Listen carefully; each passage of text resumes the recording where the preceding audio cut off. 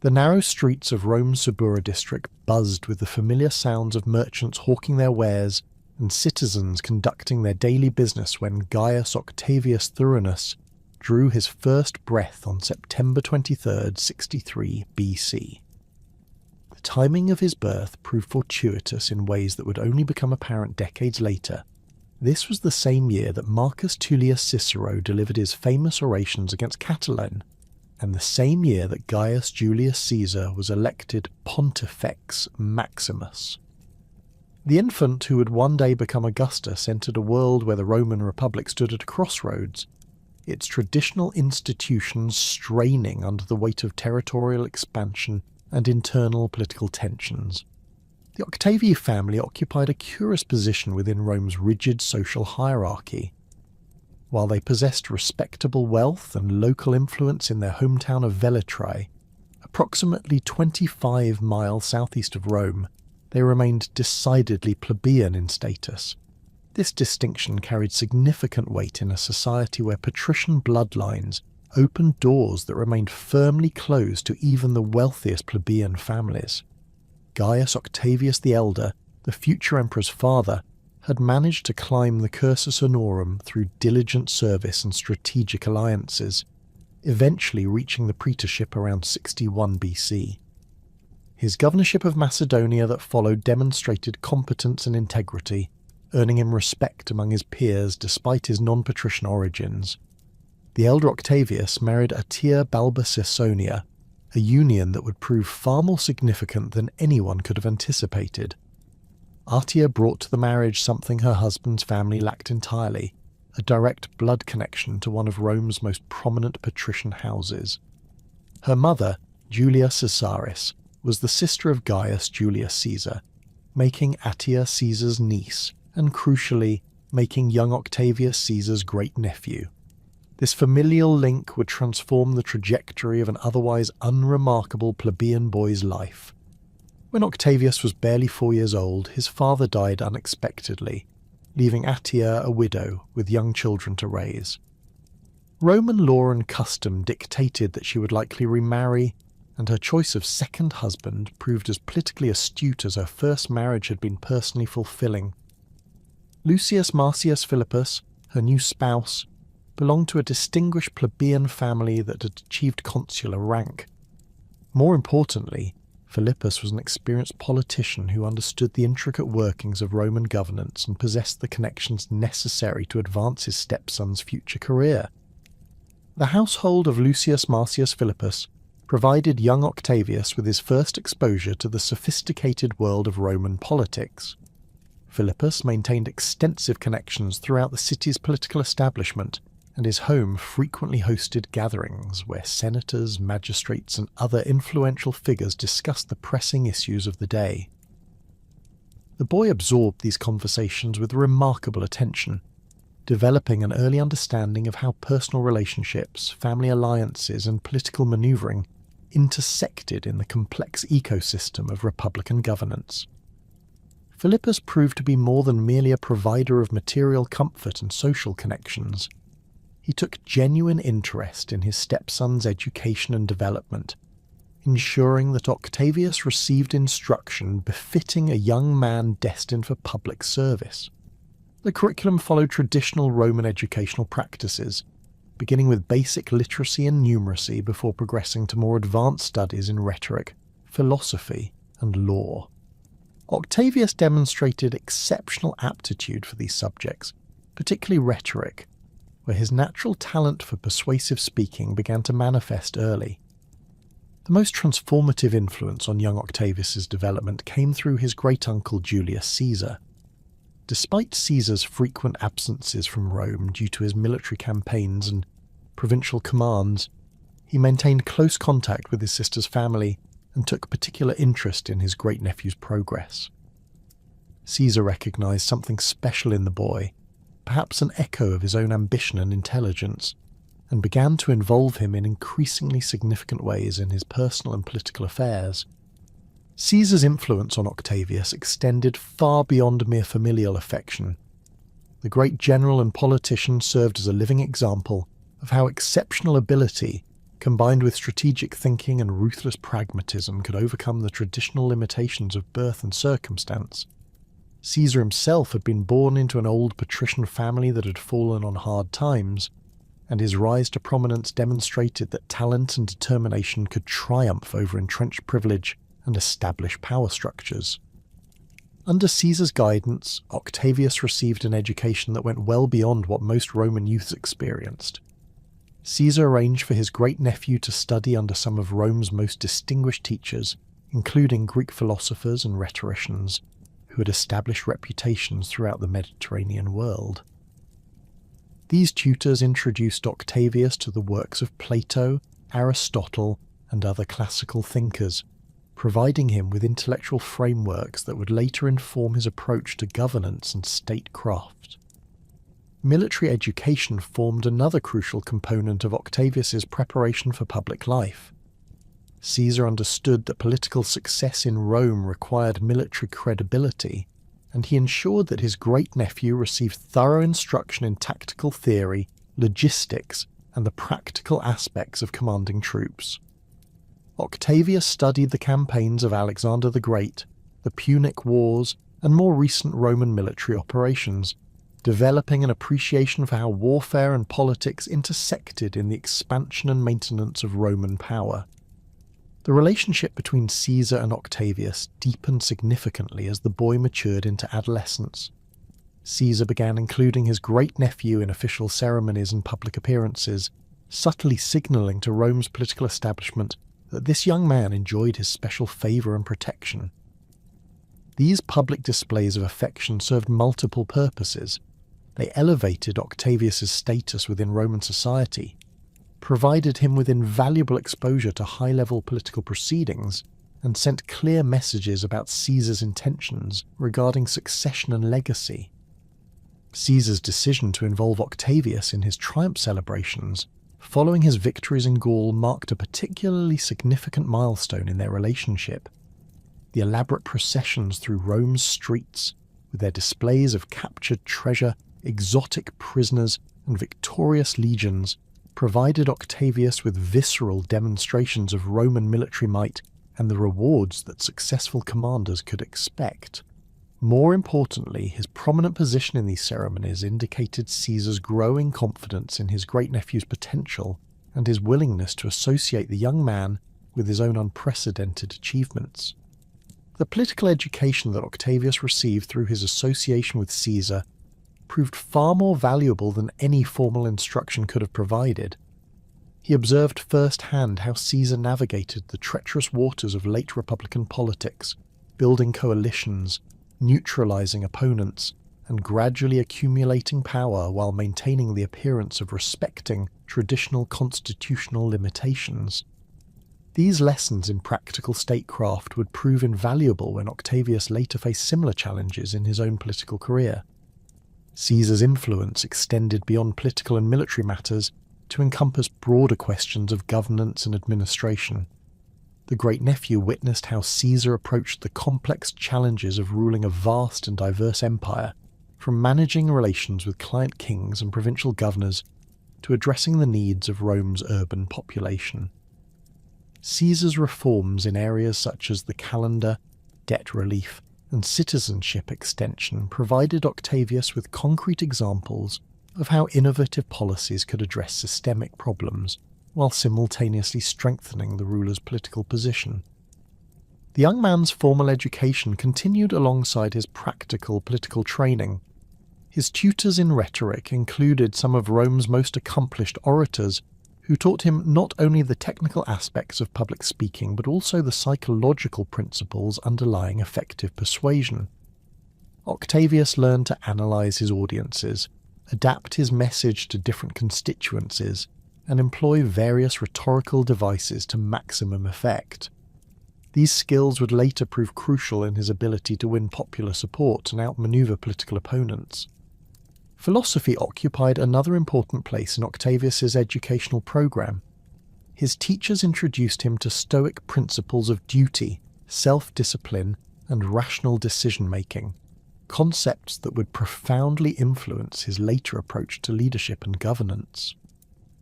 The stoic emphasis on accepting what cannot be changed while working diligently to influence what can be controlled resonated strongly with his practical temperament and would become a hallmark of his political style.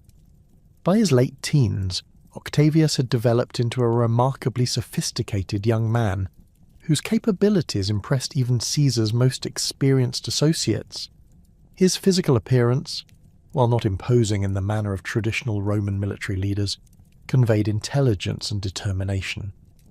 Contemporary accounts describe him as slightly built but possessing penetrating eyes and a commanding presence that belied his youth. His voice, trained through years of rhetorical instruction, could project authority and conviction even when addressing large crowds. The year 45 BC marked a crucial transition in Octavius's development as Caesar began to involve him more directly in governmental affairs. The great-nephew accompanied Caesar to various official functions, observed Senate meetings from the gallery reserved for family members of magistrates, and participated in discussions about policy matters affecting the empire. These experiences provided him with intimate knowledge of how Roman government actually functioned, as opposed to how constitutional theory suggested it should operate. Caesar's decision to formally adopt Octavius as his son and heir became increasingly apparent during this period, though the legal procedures would not be completed until after Caesar's death. The adoption carried profound implications beyond mere personal advancement. It would transform a plebeian youth into a member of the Julian family, one of Rome's most distinguished patrician houses, with all the privileges and responsibilities that such status entailed. More significantly, it positioned Octavius as Caesar's political successor and the inheritor of his vast personal fortune and network of client relationships. The Ides of March, 44 BC, shattered this carefully constructed world with shocking suddenness. Caesar's assassination in the theatre of Pompey sent tremors throughout the Roman world and confronted 18-year-old Octavius with the most momentous decision of his young life. The news reached him while he was completing his studies in Apollonia across the Adriatic Sea, where Caesar had sent him to gain experience in military affairs and provincial administration. The initial reports of Caesar's death seemed almost impossible to believe. The man who had conquered Gaul, crossed the Rubicon, defeated Pompey, and transformed the Roman Republic appeared invincible to his great-nephew. The reality that a small group of senators had successfully struck down this towering figure forced Octavius to confront the brutal realities of Roman politics in the most personal way possible. The assassination represented not merely the loss of a beloved family member, but the destruction of all his carefully laid plans for the future. Octavius's advisors in Apollonia urged caution, recommending that he remain safely away from Rome until the political situation stabilized. The young man's friends and tutors pointed out the obvious dangers of returning to a city where Caesar's assassins still held power and might view his great-nephew as a potential threat. The prudent course would be to wait, observe developments from a distance, and perhaps eventually negotiate some accommodation with the new regime that would allow him to pursue a modest political career under changed circumstances. The decision that Octavius ultimately made revealed the steel beneath his youthful exterior and demonstrated that Caesar's confidence in his great-nephew had been well placed. Rather than accepting the safe path of obscurity, he chose to claim his inheritance and challenge those who had destroyed his patron and adoptive father. This choice required not only tremendous personal courage, but also a sophisticated understanding of Roman political dynamics and a calculated assessment of his own capabilities and resources. The journey from Apollonia to Brundisium took Octavius across choppy spring waters that mirrored the turbulent political landscape awaiting him in Italy. When his ship finally reached the familiar Italian coastline in April 44 BC, the young man who disembarked bore little resemblance to the cautious student who had departed months earlier. The crossing had provided him with crucial time to process the magnitude of Caesar's assassination and formulate his initial response to the crisis that had engulfed Rome. Upon landing, Octavius immediately sought out reliable sources of information about the current situation in the capital. The reports he received painted a picture of confusion and uncertainty that both alarmed and encouraged him. Caesar's assassins, led by Marcus Junius Brutus and Gaius Cassius Longinus, had failed to capitalize on their initial success, allowing Mark Antony to seize control of Caesar's papers, treasury, and veteran settlements. The consul had positioned himself as Caesar's political heir while simultaneously attempting to distance himself from the dictator's more controversial policies. The legal formalities surrounding Caesar's will provided Octavius with his first major political weapon. The document, read publicly in the Forum Romanum, revealed that Caesar had formally adopted his great-nephew as his son and designated him as the primary beneficiary of his vast estate. More significantly for Roman political culture, the adoption meant that Octavius would henceforth bear the name Gaius Julius Caesar Octavianus, linking him permanently to the most famous name in contemporary Roman politics. The financial implications of Caesar's bequest proved as important as the symbolic ones. Caesar had accumulated enormous wealth through his military conquests, particularly in Gaul, and his estate included not only liquid assets, but also extensive properties throughout Italy and the provinces. The will also specified that Caesar's gardens across the Tiber would be given to the Roman people, along with a substantial cash distribution to every citizen, a provision that immediately endeared the young heir to Rome's urban population. Antony's initial reaction to Octavian's arrival in Rome revealed the consul's fundamental miscalculation of his young rival's capabilities and determination. The older man, seasoned by years of military service under Caesar and experienced in the rough-and-tumble world of Roman politics, apparently viewed the 18-year-old as a convenient figurehead who could be easily manipulated or marginalized. Antony's condescending attitude during their first meetings only strengthened Octavian's resolve to establish his independence and claim his rightful inheritance. The new Caesar Octavianus demonstrated remarkable political acumen in his early manoeuvring through Rome's treacherous political landscape.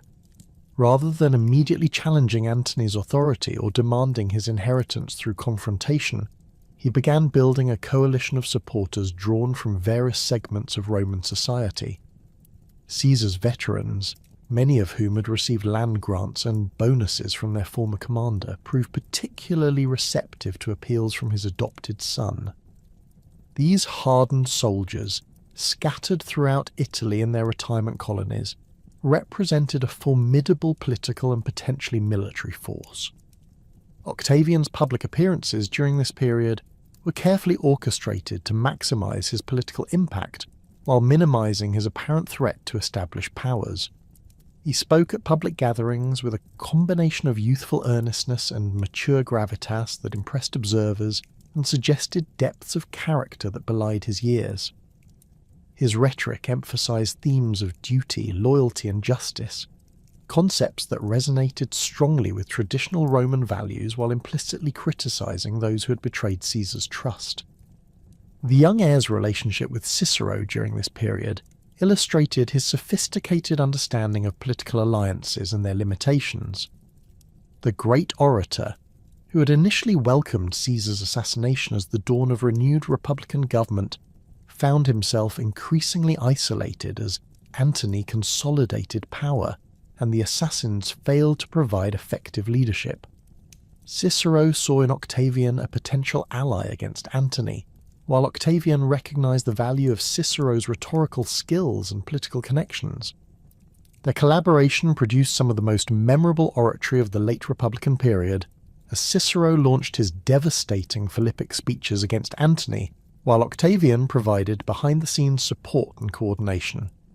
The partnership served both men's immediate interests. Cicero gained a powerful ally with access to Caesar's resources and veteran networks, while Octavian acquired the legitimacy that came from association with Rome's most respected living statesmen. The military dimension of the growing conflict became apparent as both Antony and Octavian began recruiting forces for what seemed an inevitable confrontation. Antony's position as consul gave him legal authority to raise troops and command provincial armies, but Octavian's access to Caesar's wealth and his appeal to veteran loyalty provided him with alternative sources of military power. The young man's recruitment efforts focused particularly on Caesar's former legions, whose soldiers remembered their dead commander's generosity and felt genuine affection for his adopted son. The Battle of Mutina in April 43 BC marked Octavian's first significant military engagement and demonstrated both his capabilities and the limitations of his position. Fighting alongside the consuls Aulus Hirtius and Gaius Vibius Pansa against Antony's forces, Octavian showed personal courage under fire and tactical competence that impressed his veteran subordinates. However, the deaths of both consuls during the campaign left him in an ambiguous legal position, commanding troops without formal authorization from the Senate. The aftermath of Mutina revealed the Senate's fundamental misunderstanding of the political dynamics unleashed by Caesar's assassination. The senators, led by conservatives like Cato's son Marcus Porcius Cato and other die-hard Republicans, believed they could use Octavian as a weapon against Antony and then discard him once their immediate objectives were achieved. Their refusal to grant him the consulship despite his military success and their obvious intention to marginalize him politically forced the young man to reconsider his options. The formation of the Second Triumvirate in November 43 BC represented one of the most dramatic reversals in Roman political history. The meeting between Octavian, Antony, and Marcus Aemilius Lepidus on a small island in the Reno River near Bononia transformed three rivals into partners in what would become the most ruthless political alliance of the late Republican period. Unlike the informal arrangement between Caesar, Pompey, and Crassus a decade earlier, this triumvirate received formal legal sanction through the Lex Tiscia, which granted the three men extraordinary powers for a 5-year period. The negotiations that produced this alliance required significant compromises from all parties, but perhaps none more so than from Octavian, who had to abandon his partnership with Cicero and accept Antony as a colleague rather than an enemy. The young man's willingness to make this dramatic shift demonstrated his pragmatic approach to politics and his understanding that principles, however deeply held, sometimes had to yield to practical necessities. The most shocking aspect of the triumviral agreement was the proscription lists that the three partners compiled and published throughout Roman territories. These lists, containing the names of hundreds of prominent Romans marked for death and confiscation of property, exceeded even Sulla's earlier proscriptions in their scope and brutality. The triumvirs justified these measures as necessary for financing their upcoming campaigns against Caesar's assassins and eliminating potential sources of opposition to their regime. Cicero's name appeared prominently on the proscription lists, marking the end of his long and distinguished career and the conclusion of his brief alliance with Octavian. The great orator's execution, carried out by Antony's soldiers near his villa at Formiae, sent shockwaves throughout the Roman world and demonstrated the triumvir's willingness to eliminate even the most respected figures if political necessity demanded it. Antony's personal vendetta against Cicero, stemming from the Philippic speeches, ensured that the orator's death would be particularly brutal. His head and hands were displayed in the forum as a warning to other potential opponents. Octavian's role in Cicero's proscription remains one of the most controversial aspects of his early career. Later sources, particularly those written during his reign as Augustus, attempted to minimize his responsibility and suggest that he had reluctantly agreed to the orator's death under pressure from his triumviral partners. However, contemporary evidence suggests that Octavian understood the political necessity of eliminating Cicero and accepted the decision as part of the price for securing his alliance with Antony and Lepidus. The proscription served multiple purposes beyond mere political revenge. The confiscated properties of the condemned provided the triumvirs with enormous financial resources needed to fund their military operations and reward their supporters. The terror created by the executions effectively silenced potential opposition and demonstrated the futility of resistance to the new regime. Most importantly for Octavian's long-term objectives, the proscriptions eliminated many of the old Republican establishment who might have posed obstacles to his future ambitions.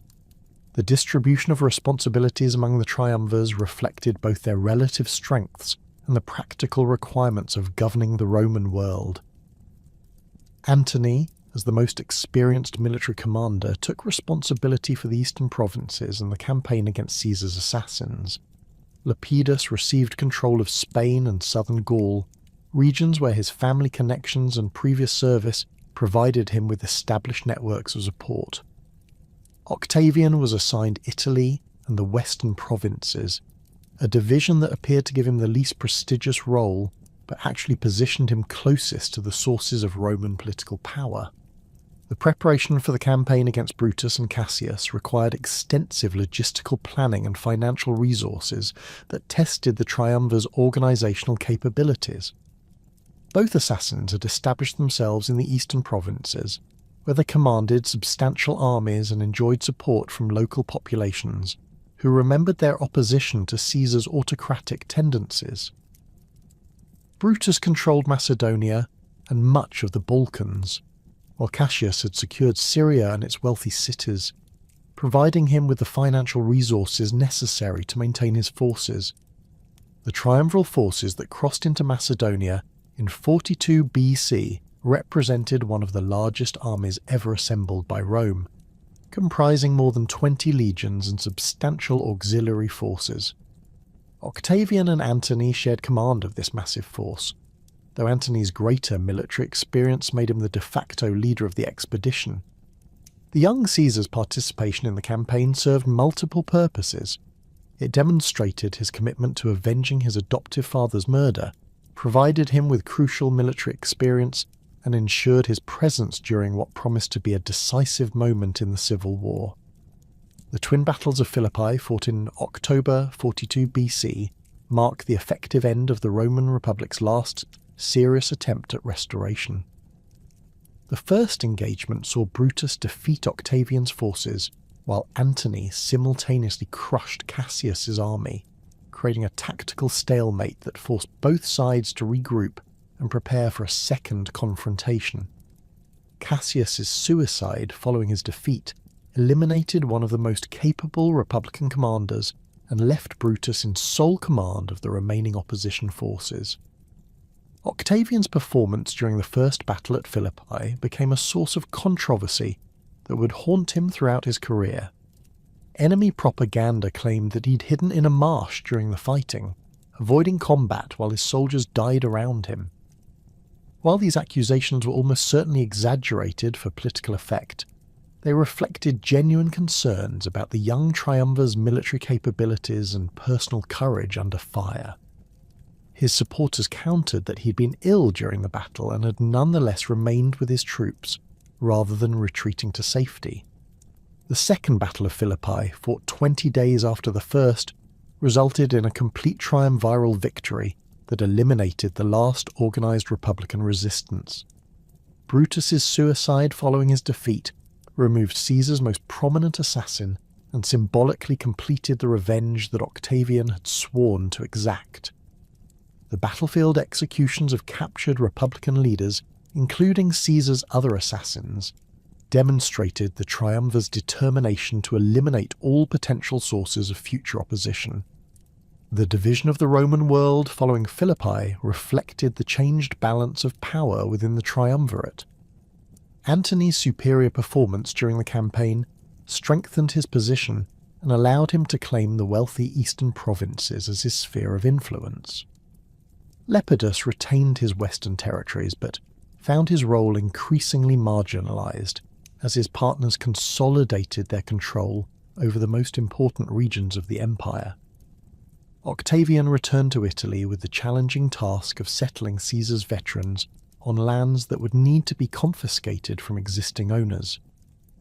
The veteran settlement program that Octavian implemented throughout Italy during 41 BC created enormous social and economic disruption, while simultaneously building a network of personal loyalty that would serve him well in future conflicts. Entire communities found themselves displaced to make room for retired soldiers, creating resentment among the dispossessed while cementing the devotion of the beneficiaries. The young triumvir's handling of these sensitive negotiations demonstrated his growing political sophistication and his understanding of how personal relationships could be transformed into lasting political advantages. The Perusian War of 40 BC provided Octavian with his first major test as an independent military commander and revealed both his strategic capabilities and his capacity for ruthless action when circumstances demanded it. The conflict began when Lucius Antonius, Mark Antony's brother, and Fulvia, Antony's wife, attempted to exploit the discontent generated by the veteran settlements to challenge Octavian's authority in Italy. Their rebellion attracted support from dispossessed landowners and Republican sympathizers who saw an opportunity to strike back at the triumviral regime. The siege of Perugia became a grinding test of wills that lasted through the winter months and demonstrated Octavian's determination to maintain his position regardless of the human cost. The young commander's forces systematically isolated the city, cutting off supply lines and preventing relief attempts, while the defenders and civilian population faced increasing hardship. Octavian's rejection of negotiated settlements and his insistence on unconditional surrender revealed a hardness of character that surprised observers who had underestimated his resolve. The fall of Perugia in early 40 BC marked a turning point in Octavian's development as both a military leader and a political figure. His execution of the city's leading citizens and his distribution of their property to his supporters sent a clear message about the consequences of opposing his authority. The brutal suppression of the rebellion eliminated a significant source of internal opposition, while demonstrating to potential rivals that the young Caesar possessed the ruthlessness necessary to maintain power in the violent world of late Republican politics. The reconciliation between Octavian and Antony at Brundisium in 40 BC had temporarily patched over the fundamental tensions within the triumvirate, but by 36 BC the fragile alliance showed unmistakable signs of strain. The marriage between Antony and Octavian's sister Octavia, intended as a bond of perpetual friendship between the two most powerful men in Rome, had failed to bridge the growing ideological and personal gulf that separated them. Antony's prolonged residence in Alexandria, his increasingly public relationship with Cleopatra VII, and his adoption of Hellenistic royal customs created a scandal that Octavian would skillfully exploit to justify what many Romans might otherwise have viewed as fratricidal warfare. The transformation of Mark Antony from Roman triumvir to Eastern potentate provided Octavian with precisely the political ammunition he needed to present their inevitable conflict as something greater than a mere power struggle between ambitious rivals. Antony's behaviour in Alexandria violated fundamental Roman sensibilities about proper conduct for a magistrate of the Republic. His participation in religious ceremonies honouring Egyptian deities, his adoption of pharaonic regalia during public appearances, and his apparent submission to the influence of a foreign queen created profound unease among Romans, who viewed such conduct as a betrayal of ancestral traditions and values. Cleopatra's role in this deteriorating relationship extended far beyond her personal influence over Antony. The Ptolemaic queen represented everything that traditional Roman ideology opposed: foreign rule, feminine power over masculine authority, and the decadent luxury of Hellenistic courts.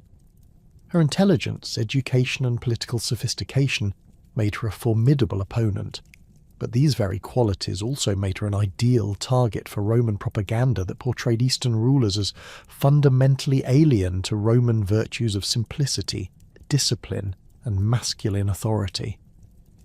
The birth of Antony's children with Cleopatra, the twins Alexander Helios and Cleopatra Selene in 40 BC, followed by Ptolemy Philadelphus in 36 BC, created a dynastic dimension to the conflict that transcended mere political rivalry. These children represented potential heirs to both Roman authority and Ptolemaic legitimacy, embodying the fusion of Eastern and Western power that many Romans found deeply threatening. Antony's public acknowledgement of these children and his apparent intention to establish them as rulers of eastern territories suggested a fundamental rejection of Roman political traditions in favour of Hellenistic monarchy. The so-called donations of Alexandria in 34 BC mark the point of no return in relations between the triumvirs. During an elaborate ceremony in Alexandria's gymnasium, Antony distributed vast territories among Cleopatra and their children, proclaiming Cleopatra as Queen of Kings and their son Caesarion as King of Kings. Alexander Helios received Armenia, Media, and Parthia, while Cleopatra Selene was granted Cyrenaica and Libya. Ptolemy Philadelphus received Phoenicia, Syria, and Cilicia. These grandiose titles and territorial assignments, made without consultation with the Roman Senate or people, represented a direct challenge to Roman sovereignty over the eastern Mediterranean. Octavian's response to the donations demonstrated his growing mastery of political propaganda and his understanding of how to frame complex issues in terms that would resonate with Roman audiences. Rather than focusing on the technical legal violations involved in Antony's unilateral redistribution of Roman territories, he emphasized the broader cultural and religious implications of his rival's actions. The young Caesar presented the conflict as a struggle between Roman virtue and Eastern corruption, between masculine Roman discipline and feminine Eastern luxury, between ancestral Roman religion and alien Egyptian superstition. The propaganda campaign that Octavian orchestrated against Antony and Cleopatra represented one of the most sophisticated and effective character assassinations in ancient history. Working through a network of poets, orators, and political agents throughout the Roman world, Octavian systematically undermined his rivals' reputations while building support for his own position. The campaign avoided direct attacks on Antony's military competence or past service to Rome, instead focusing on his alleged transformation from Roman hero to Eastern puppet. Contemporary poets like Horace and Propertius, whether through genuine conviction or prudent calculation, produced verses that portrayed the coming conflict in apocalyptic terms. Their works depicted Cleopatra as a monstrous queen plotting Rome's destruction, while presenting Octavian as the defender of Roman civilization against barbarian invasion. These literary productions, circulated throughout Italy and the western provinces, helped shape public opinion and created a narrative framework that justified what might otherwise have appeared as naked aggression against a fellow Roman magistrate. The religious dimension of Octavian's propaganda proved particularly effective in mobilizing Roman support. Traditional Roman religion emphasized the importance of maintaining proper relationships with the gods through correct ritual observance and respect for ancestral customs. Antony's participation in Egyptian religious ceremonies, his identification with the god Dionysus, and his apparent submission to Cleopatra's influence in religious matters could be portrayed as violations of fundamental religious obligations that threatened divine favour for the Roman state. The oath of loyalty that Octavian administered throughout Italy and the western provinces in 32 BC represented a masterpiece of political theatre that transformed a civil war into a national crusade. Rather than demanding allegiance to himself personally, Octavian required citizens to swear opposition to Cleopatra and her alleged plans for conquering Rome. This formulation allowed Romans to support Octavian without explicitly endorsing monarchy or autocracy, while simultaneously creating the impression of unanimous national resistance to foreign domination. The practical preparations for war required enormous resources and careful coordination across multiple theatres of operation. Octavian's control of Italy and the western provinces provided him with substantial advantages in terms of recruitment, logistics, and financial resources. The veteran colonies established throughout Italy during the previous decade supplied experienced soldiers who remembered their obligations to Caesar's heir, while the wealthy cities of Gaul and Spain contributed funds and supplies for the coming campaign. The construction and deployment of naval forces became a crucial element in Octavian's military preparations. The conflict with Sextus Pompey had already demonstrated the importance of naval power in controlling the Mediterranean, and the coming war with Antony would likely be decided by the ability to project force across the sea. Octavian's admiral Marcus Vipsanius Agrippa supervised the construction of new warships and the training of crews, drawing on lessons learned during the recent Sicilian campaign to develop innovative tactical approaches. Agrippa's contributions to Octavian's war effort extended far beyond naval matters to encompass strategic planning, logistics, and diplomatic coordination. The relationship between the two men, forged during their shared education and strengthened through years of collaboration, provided Octavian with a military commander whose loyalty was absolute and whose competence was unquestioned. Agrippa's willingness to serve in subordinate roles while possessing the skills to command independently represented one of Octavian's greatest political assets. The recruitment of allied forces throughout the Mediterranean required delicate diplomatic negotiations that tested Octavian's ability to balance competing interests and conflicting loyalties. Many eastern cities and kingdoms had long-standing relationships with Antony, dating back to his earlier campaigns and administrative responsibilities in the region. Octavian's agents worked systematically to undermine these connections, offering financial incentives, territorial concessions, and promises of favourable treatment to rulers willing to abandon Antony's cause. The defection of key Antonian supporters during the months preceding the final confrontation revealed the effectiveness of Octavian's diplomatic offensive and the growing perception that Antony's cause was doomed. Marcus Titius and Marcus Plancus, both former consuls who had served under Antony in the east, brought with them detailed intelligence about their former commander's military dispositions and strategic intentions. Their betrayal, while politically valuable for Octavian, also demonstrated the corrosive effects of prolonged civil conflict on traditional Roman concepts of loyalty and honour. The concentration of forces in western Greece during the summer of 31 BC created one of the largest military confrontations in ancient history. Antony's army, drawn from throughout the eastern Mediterranean, included not only Roman legions but also auxiliary forces from client kingdoms, Egyptian troops loyal to Cleopatra, and various allied contingents. The diversity of this force reflected both the cosmopolitan nature of Antony's Eastern Empire and the challenges involved in coordinating such disparate elements in battle. Octavian's forces, while perhaps less numerous than his opponents, possessed significant advantages in terms of unity of command, logistical support, and morale. The troops had been recruited primarily from Italy and the western provinces, sharing common languages, military traditions, and cultural backgrounds that facilitated coordination and communication. More importantly, they fought under commanders who had proven their competence in previous campaigns and who enjoyed the complete confidence of their soldiers. The strategic situation that developed around the Ambracian Gulf during the late summer of 31 BC forced both commanders to confront fundamental questions about their military objectives and political futures. Antony's position at Actium provided him with a secure base and access to naval reinforcements from Egypt, but it also trapped his forces in a location where Octavian could exploit his advantages in logistics and local support. The prolonged standoff that ensued tested the resolve and resources of both sides while creating opportunities for defection and demoralization. The naval engagement that finally occurred on September 2nd, 31 BC, bore little resemblance to the massive fleet actions that both sides had originally envisioned.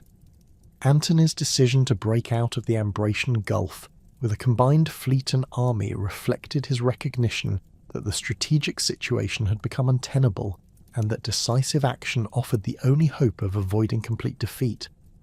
The battle that followed would determine not only the immediate outcome of the civil war, but also the future structure of Roman government and society. The positioning of forces on the morning of September 2nd revealed the careful planning and preparation that had characterized both sides' approach to this climactic confrontation. Agrippa commanded Octavian's left wing, Utilizing the innovative ship designs and tactical formations developed during years of naval warfare against Sextus Pompey, the centre and right wing, under Octavian's direct command, included some of Rome's most experienced naval commanders and crews drawn from the fleets that had secured victory in previous campaigns. Antony's fleet arrangement reflected both his tactical preferences and the constraints imposed by his diverse coalition of forces. The larger ships, including Cleopatra's royal squadron, occupied positions that would allow them to either engage decisively or retreat toward Egypt if the battle turned against them. The placement of these vessels would prove crucial to the battle's outcome, as their early withdrawal would trigger a collapse of morale among the remaining Antonian forces. The engagement itself unfolded as a series of individual ship duels, rather than the coordinated fleet action that ancient naval warfare typically involved. Octavian's vessels, smaller and more manoeuvrable than many of Antony's ships, employed ramming tactics and close-quarters combat to neutralize their opponent's advantages in size and firepower. The superior training and coordination of Octavian's crews became apparent as the battle progressed, with individual ships working together to isolate and destroy enemy vessels. Cleopatra's withdrawal from the battle with her squadron of Egyptian ships marked the turning point that transformed a hard-fought naval engagement into a rout. Whether her departure represented a prearranged signal, a response to perceived defeat, or simple panic remains debated, but its effects were immediate and devastating. Antony's decision to follow Cleopatra, rather than remain with his fighting fleet, effectively ended any hope of victory and demoralized his remaining forces.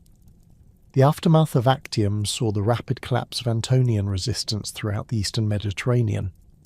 The land forces that Antony had left in Greece surrendered to Octavian without significant fighting, their commanders recognizing the futility of continued resistance. Cities and kingdoms that had supported Antony rushed to make their peace with the victor, offering tribute and hostages as proof of their newfound loyalty to Octavian's cause. The dust had barely settled on the battlefields of Alexandria when Octavian began the delicate process of transforming military victory into lasting political authority. The suicide of Antony and Cleopatra in August 30th BC had eliminated the last significant opposition to his rule. But the young victor understood that brute force alone could not sustain power in a state where republican traditions remained deeply embedded in the collective consciousness. The challenge that confronted him was unprecedented in Roman history: how to establish monarchical authority while maintaining the appearance of constitutional government, how to satisfy the expectations of his supporters without alienating those who yearned for the restoration of traditional institutions. The journey back to Rome from Egypt provided Octavian with crucial months to contemplate the enormous task ahead. Unlike previous victorious generals who had returned to triumph and then retired to private life, he faced the necessity of creating an entirely new form of government that could accommodate both his personal supremacy and Roman sensibilities about legitimate authority. The examples of Caesar's dictatorship and the triumviral period had demonstrated the dangers of exercising power too openly, while the chaos of the civil wars had shown the consequences of weak central authority. The procession that brought Octavian back to Italy in 29 BC resembled a royal progress more than a traditional Roman homecoming. Cities throughout the eastern Mediterranean competed to honour the victor with elaborate ceremonies, golden crowns, and lavish entertainments.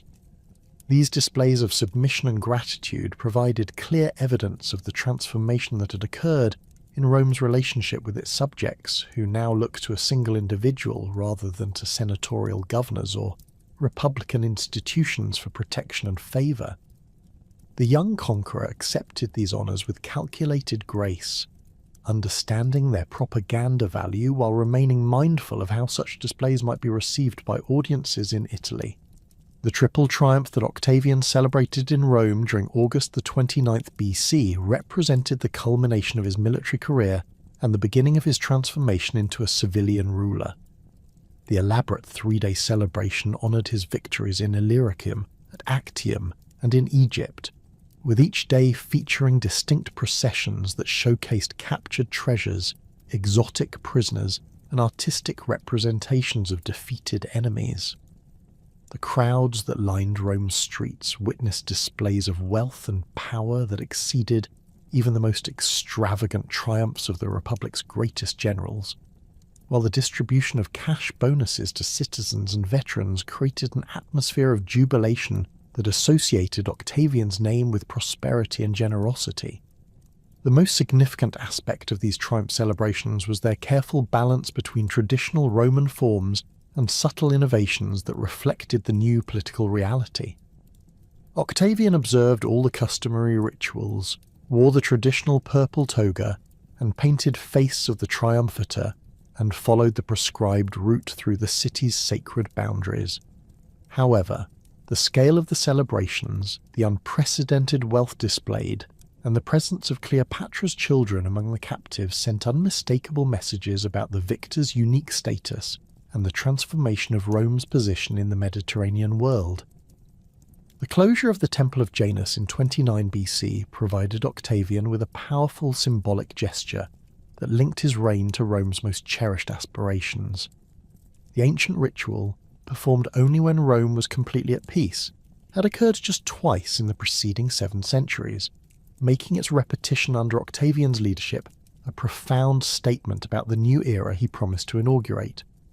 The ceremony attracted enormous public attention and reinforced the narrative that portrayed the young victor as the bringer of peace after decades of destructive civil conflict. The months following the triumph celebrations saw Octavian engaged in intensive consultations with advisors, senators, and other prominent Romans about the future structure of government. These discussions, conducted both in formal settings and through private meetings, reveal the complexity of the constitutional questions that confronted the state. Traditional republican institutions had been thoroughly discredited by their failure to prevent or resolve the civil wars, yet no clear consensus existed about what should replace them or how new arrangements might be legitimized. The influence of Octavian's inner circle became particularly apparent during this period of constitutional planning. Marcus Agrippa, whose military and administrative competence had proven indispensable during the civil wars, advocated for practical solutions that would ensure effective governance regardless of theoretical, constitutional niceties. Gaius Cilnius Maecenas, the wealthy Etruscan who had become Octavian's closest political advisor, emphasized the importance of maintaining popular support through cultural patronage and careful attention to public opinion. These men, along with a small group of other trusted associates, formed the nucleus of what would become the imperial court system. The gradual restoration of normal governmental functions during 29 and 28 BC provided Octavian with opportunities to demonstrate his commitment to constitutional propriety, while simultaneously consolidating his control over the state apparatus. The consulship, which he had held continuously since 31 BC, gave him legal authority to convene the Senate, propose legislation, and oversee the administration of justice. His use of these traditional powers in conventional ways helped reassure conservatives who feared radical innovations, while his efficiency and competence in handling routine business impressed pragmatists who valued effective governance above theoretical purity. The census that Octavian conducted during 28 BC, his first as censor, revealed both the demographic impact of the civil wars and the scope of his administrative ambitions. The enumeration identified approximately 4 million Roman citizens, a figure that represented significant population recovery from the losses of previous decades, but also highlighted the challenges involved in governing such a vast and diverse population. The census procedures themselves demonstrated Octavian's attention to administrative detail and his understanding of how bureaucratic competence could enhance political legitimacy. The financial reforms implemented during this period addressed one of the most pressing challenges facing the Roman state: the need to fund an enormous military establishment while maintaining the public works, grain distributions, and other services that citizens expected from their government. The wealth seized from Cleopatra's treasury provided immediate relief, but long-term fiscal stability required systematic reforms in taxation, spending priorities, and financial administration. Octavian's approach to these challenges revealed his understanding that economic prosperity was essential for political stability. The reorganization of the legions during 28 BC marked a crucial step in transforming the Roman military from a collection of personal armies into a professional force loyal to the state. The reduction of the total number of legions from over 60 to 28 eliminated units of questionable loyalty, while providing resources for generous veteran settlements. The standardization of equipment, training, and command structures created a more efficient military machine, while the establishment of fixed terms of service and retirement benefits addressed long-standing grievances that had fueled previous rebellions. The creation of the Praetorian Guard represented one of Octavian's most significant innovations in military organization. Unlike the temporary bodyguards that Republican magistrates had employed, the Praetorians constituted a permanent force stationed in and around Rome, ostensibly to protect the city but actually serving as a guarantee of the ruler's personal security. The selection of these elite troops from among the most reliable veterans, their superior pay and conditions of service, and their oath of personal loyalty to Octavian established a precedent that would become fundamental to imperial government. The careful choreography of the Senate meeting on January 16th, 27 BC, reflected months of behind-the-scenes negotiation and preparation. Octavian's decision to appear before the assembled senators and formally surrender his extraordinary powers represented a calculated gamble that his supporters would respond with the acclamation he desired, while his opponents would be unable to challenge the apparent magnanimity of his gesture. The young leader's speech on this occasion, carefully crafted to emphasize his devotion to Republican traditions and his reluctance to continue bearing the burdens of leadership, set the tone for the constitutional settlement that followed. The Senate's response to Octavian's theatrical renunciation exceeded even his most optimistic expectations. Rather than accepting his resignation and attempting to restore traditional republican government, the senators competed with one another in proposing honours and powers that would persuade him to continue his leadership. The title Augustus, suggested by Lucius Manutius Plancus, carried religious connotations that elevated its bearer above ordinary mortals while avoiding the monarchical implications of terms like king or dictator. The name, derived from the verb augere, meaning to increase or enhance, suggested divine favour and the ability to bring prosperity and growth to the Roman people. The constitutional arrangements that emerged from this Senate meeting established the framework that would govern the Roman Empire for the next 3 centuries. Augustus retained proconsular authority over the provinces containing the bulk of Rome's military forces, ensuring his control over the legions, while allowing the Senate to administer the peaceful interior provinces through traditional mechanisms. His assumption of the consulship for 27 BC provided him with authority in Rome itself, while various other honours and privileges acknowledged his unique status without explicitly creating a monarchy. The division of provinces between Augustus and the Senate reflected both practical necessities and political sensitivities. The imperial provinces, including Gaul, Spain, Syria, and Egypt, contained the frontier armies whose loyalty was essential for maintaining order and defending the empire's borders. Augustus's direct control over these regions through appointed legates ensured unified command and prevented the emergence of potential rivals, while the financial resources of these wealthy territories provided funding for military operations and public works projects. The senatorial provinces, including Africa, Asia, and Achaea, continued to be governed through the traditional system of annual magistrates chosen by lot. This arrangement satisfied conservative senators who valued the preservation of republican forms while relieving Augustus of responsibility for routine administrative tasks in regions where military considerations were less pressing. The system also provided opportunities for ambitious senators to gain administrative experience and maintain the dignity associated with provincial commands. The establishment of new governmental positions during this period reflected Augustus's understanding that effective administration required professional competence rather than amateur enthusiasm. The creation of permanent prefectures responsible for specific functions, the city prefecture for maintaining order in Rome, the grain prefecture for ensuring food supplies, and various other specialized positions introduced a level of bureaucratic sophistication that had been lacking under the Republic. These appointments, made directly by Augustus rather than through electoral processes, ensured that crucial administrative functions would be handled by individuals chosen for their competence and loyalty. The reorganization of the judicial system addressed long-standing problems that had contributed to the Republic's collapse, while establishing mechanisms for imperial control over legal proceedings. The expansion of Augustus's jurisdiction to include cases involving treason, adultery, and other offences affecting public order provided him with powerful tools for maintaining political stability. The establishment of permanent courts with professional judges replaced the chaotic system of ad hoc tribunals that had characterized late Republican justice, while the codification of legal procedures reduced opportunities for manipulation and corruption.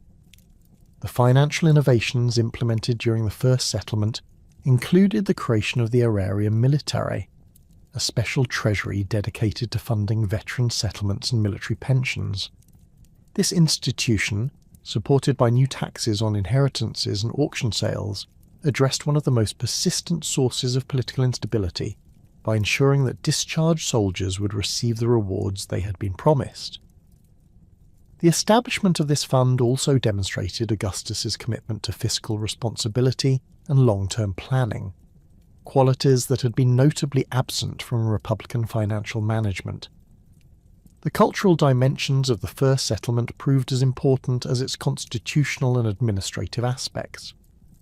Augustus's patronage of poets, historians, and other intellectuals created a network of supporters who helped shape public opinion and establish the ideological foundations of the new regime.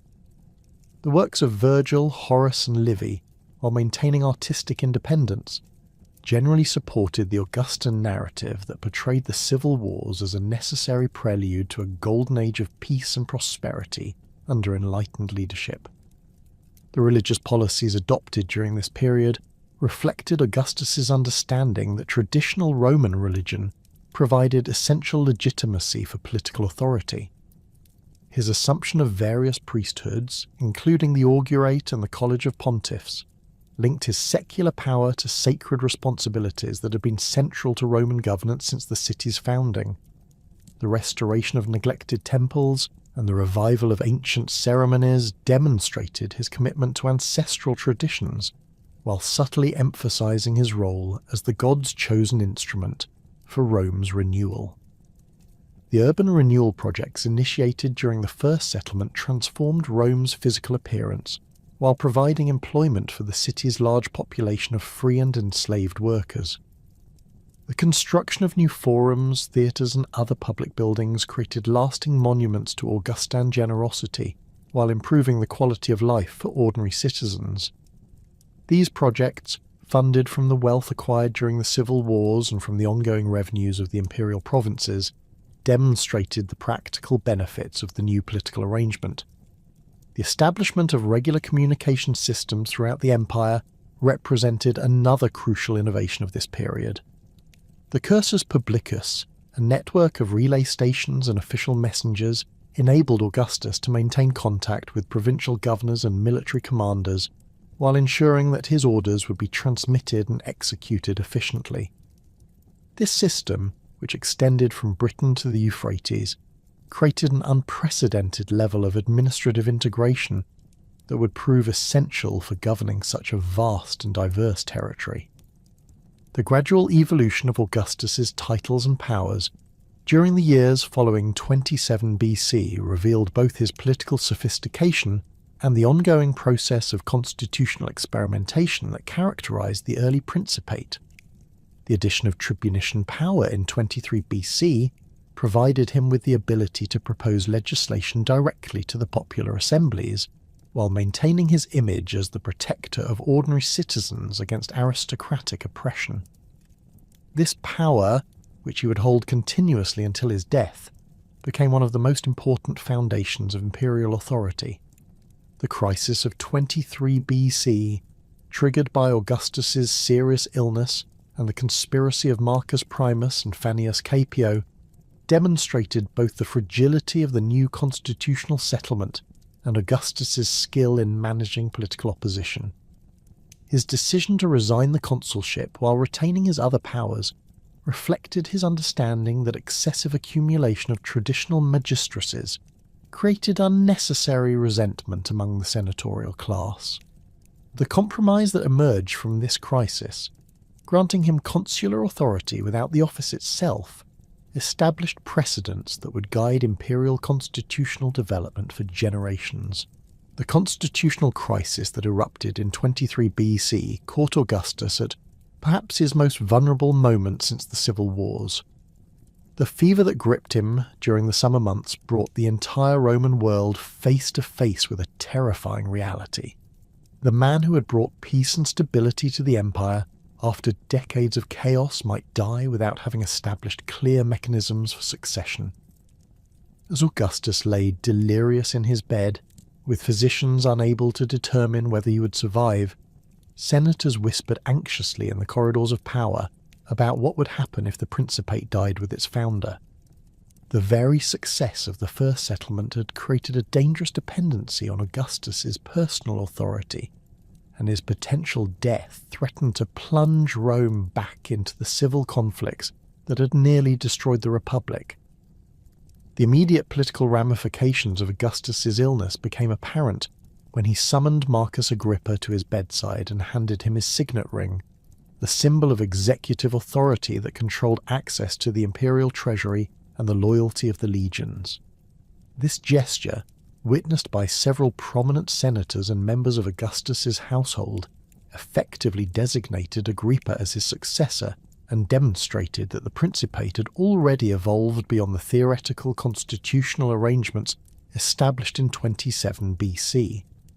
The ring represented real power rather than traditional republican magistracies, and its transfer revealed how thoroughly the Roman state had been transformed into a personal monarchy disguised by constitutional forms. Agrippa's position during this crisis highlighted both the strengths and weaknesses of Augustus's governmental system. The loyal general possessed unquestioned military competence, extensive administrative experience, and the personal devotion of many veteran soldiers who remembered his leadership during the civil wars. However, he lacked the Julian name, the religious aura that surrounded Augustus, and the complex network of family relationships that had become increasingly important in legitimizing imperial authority. His potential succession would have represented a return to military strongman rule rather than the dynastic monarchy that Augustus was beginning to envision.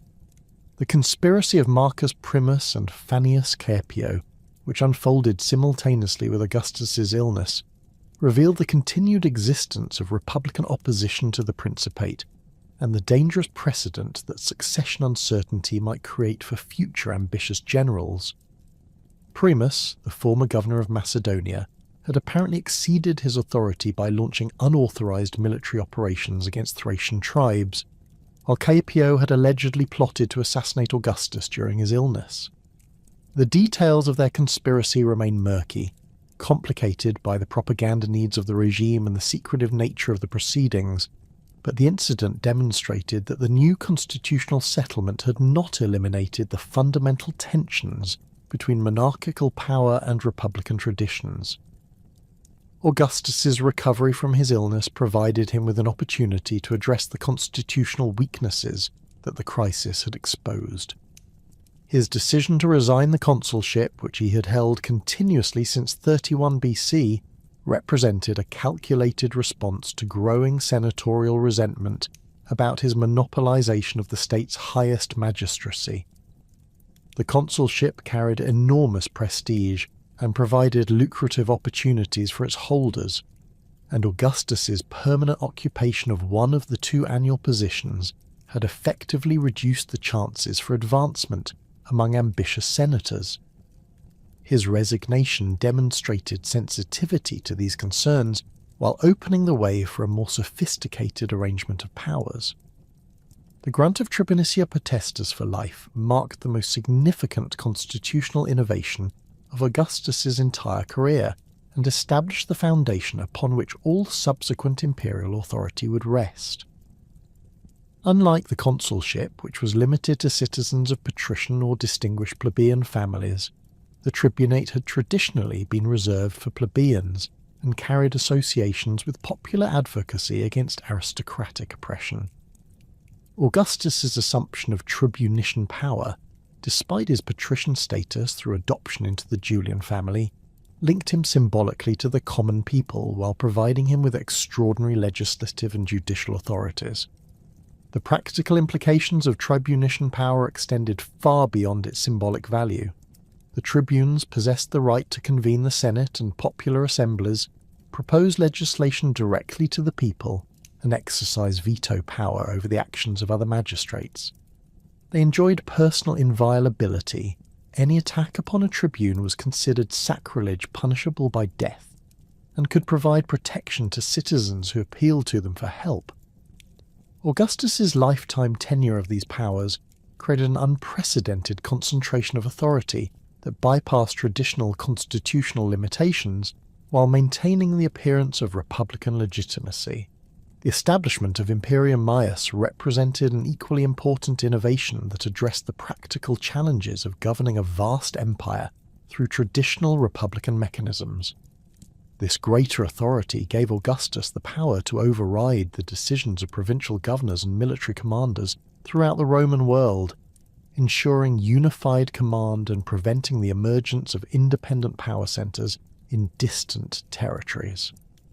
Unlike his previous proconsular authority, which was theoretically limited to specific provinces, Imperium Maius extended throughout the empire and could not be challenged by other magistrates or provincial commanders.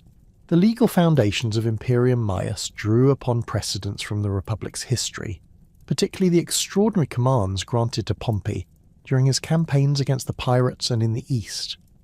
However, Augustus's version differed crucially in its permanence and scope. While republican extraordinary commands had been granted for specific purposes and limited durations, Augustus's greater authority was intended to last for his lifetime and encompassed all aspects of imperial administration. This arrangement effectively transformed him from a powerful magistrate into a supreme ruler whose authority transcended traditional constitutional boundaries.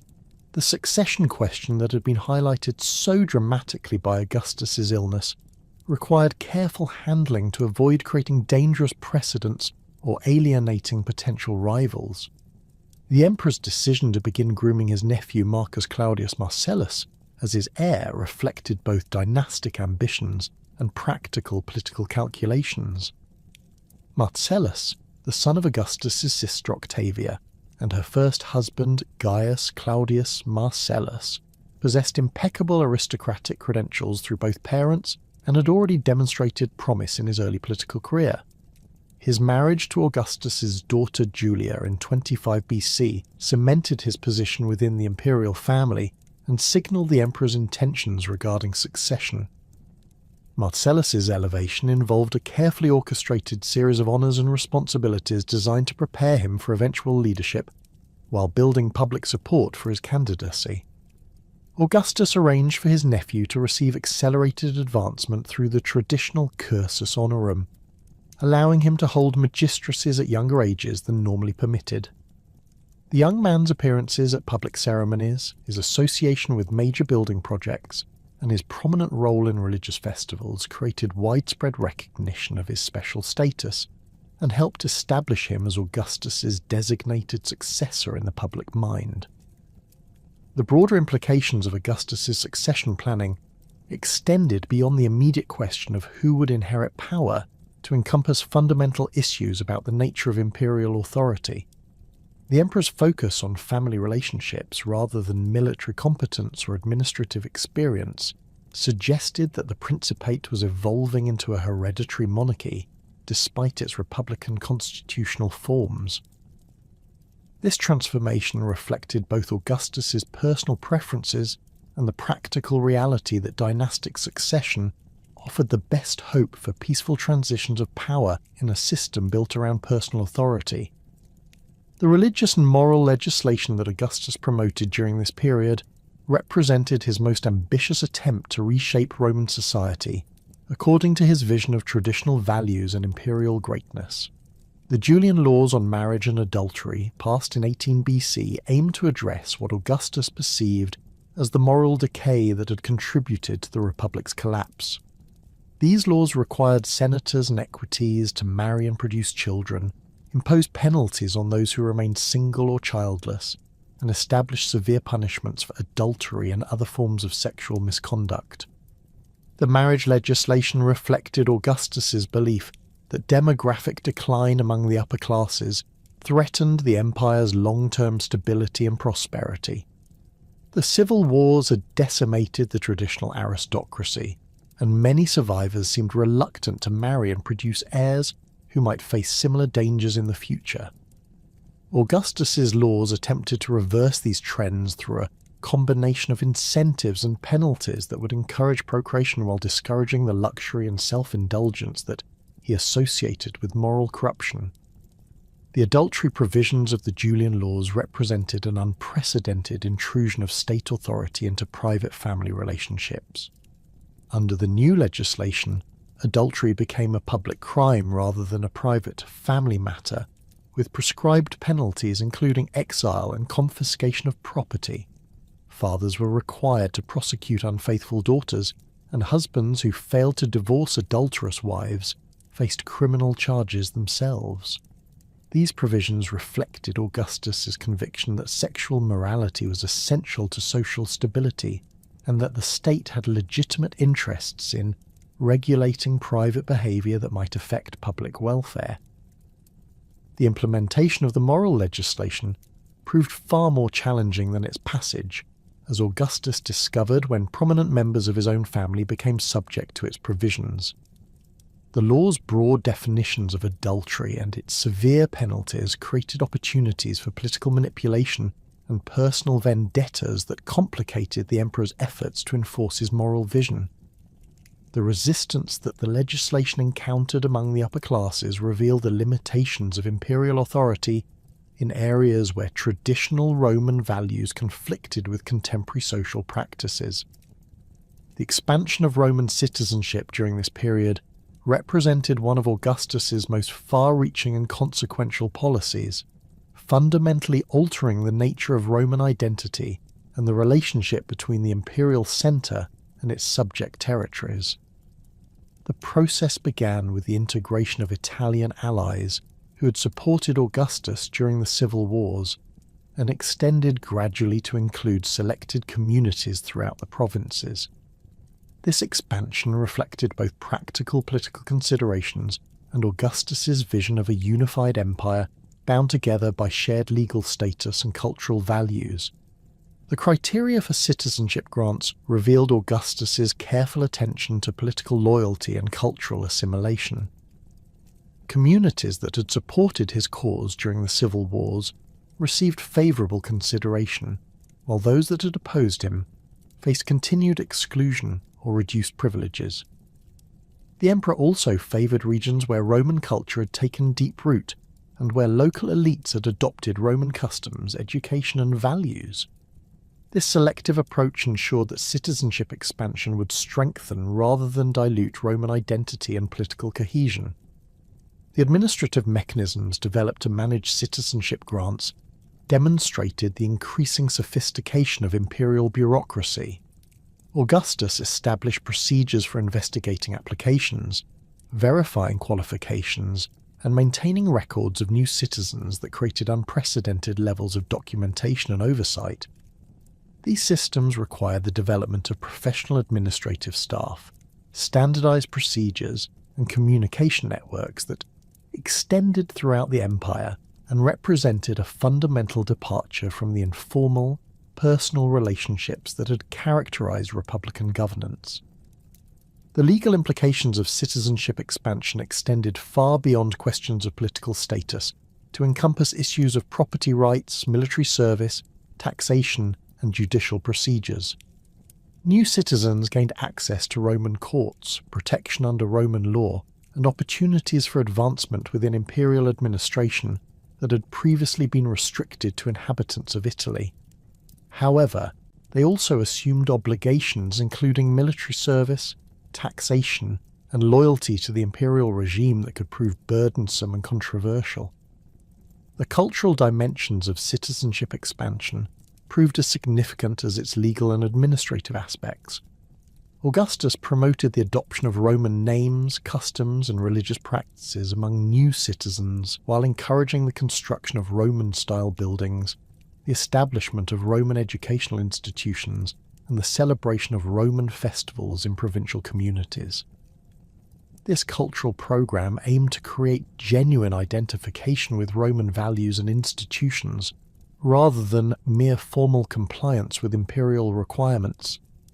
The resistance that citizenship expansion encountered in some quarters revealed the tensions between traditional Roman exclusivity and imperial inclusiveness.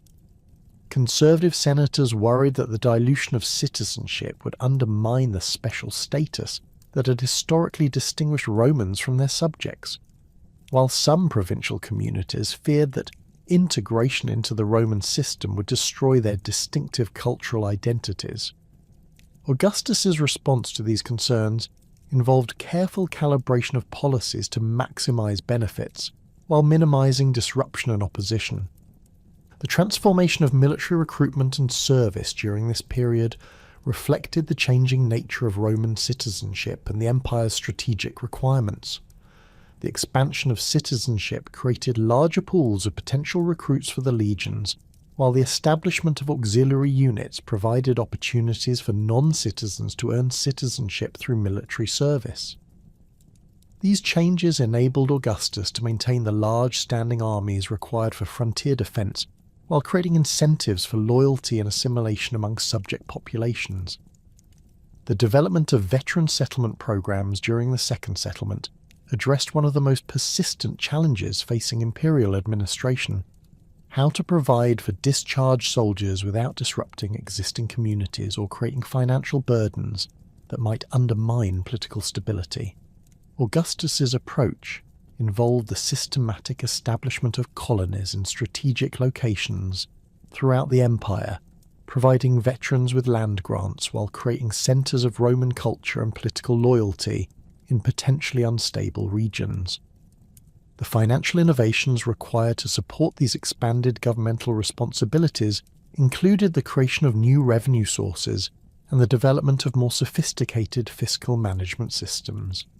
The Aerarium Militare, established to fund veteran benefits and military operations, represented only one element of a broader transformation in imperial finance that included provincial taxation, customs duties, inheritance taxes, and various other revenue streams.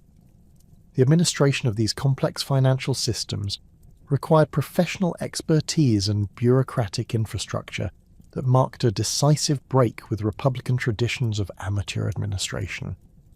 The transformation of Egypt from an independent Ptolemaic kingdom into a Roman province represented one of Augustus's most significant administrative achievements, and provided the empire with resources that would prove crucial for centuries of expansion and internal development. The annexation process, completed by 30 BC, required delicate handling of a territory that possessed unique characteristics, distinguishing it from other Roman provinces. Egypt's ancient pharaonic traditions, complex religious systems, and sophisticated administrative structures demanded approaches that differed markedly from the standard provincial model that Rome had developed through centuries of Mediterranean conquest. Augustus's decision to govern Egypt as his personal domain rather than a senatorial province reflected both the territory's strategic importance and the dangerous precedent that independent command of such wealthy lands might create for ambitious rivals. The appointment of Gaius Cornelius Gallus as the first prefect of Egypt established a pattern of equestrian rather than senatorial administration that would characterize the province throughout the imperial period. This arrangement ensured that no senator could build the kind of independent power base that had enabled previous civil wars while maintaining the professional competence necessary for governing such a complex territory. The economic integration of Egypt into the imperial system transformed Rome's financial position and provided Augustus with unprecedented resources for military campaigns, public works projects, and the elaborate system of rewards and incentives that maintained political stability throughout the empire. Egypt's agricultural productivity, based on the annual flooding of the Nile River and sophisticated irrigation systems developed over millennia, made it the most reliable source of grain in the Mediterranean world. The province's ability to supply Rome's urban population with affordable food became a cornerstone of imperial policy and a crucial factor in maintaining popular support for Augustus's regime. The administrative challenges involved in governing Egypt required innovations that would influence imperial bureaucracy throughout the Roman world. The province's existing system of record-keeping, taxation, and local administration was far more sophisticated than anything Rome had previously encountered, involving detailed censuses, complex land tenure arrangements, and professional civil servants who had maintained governmental continuity through centuries of dynastic change. Augustus's administrators learned to adapt Roman legal and administrative principles to these existing systems, rather than imposing completely new structures that might disrupt the province's productivity. The religious dimensions of Egyptian integration posed particularly complex challenges that tested Augustus's political sophistication and cultural sensitivity.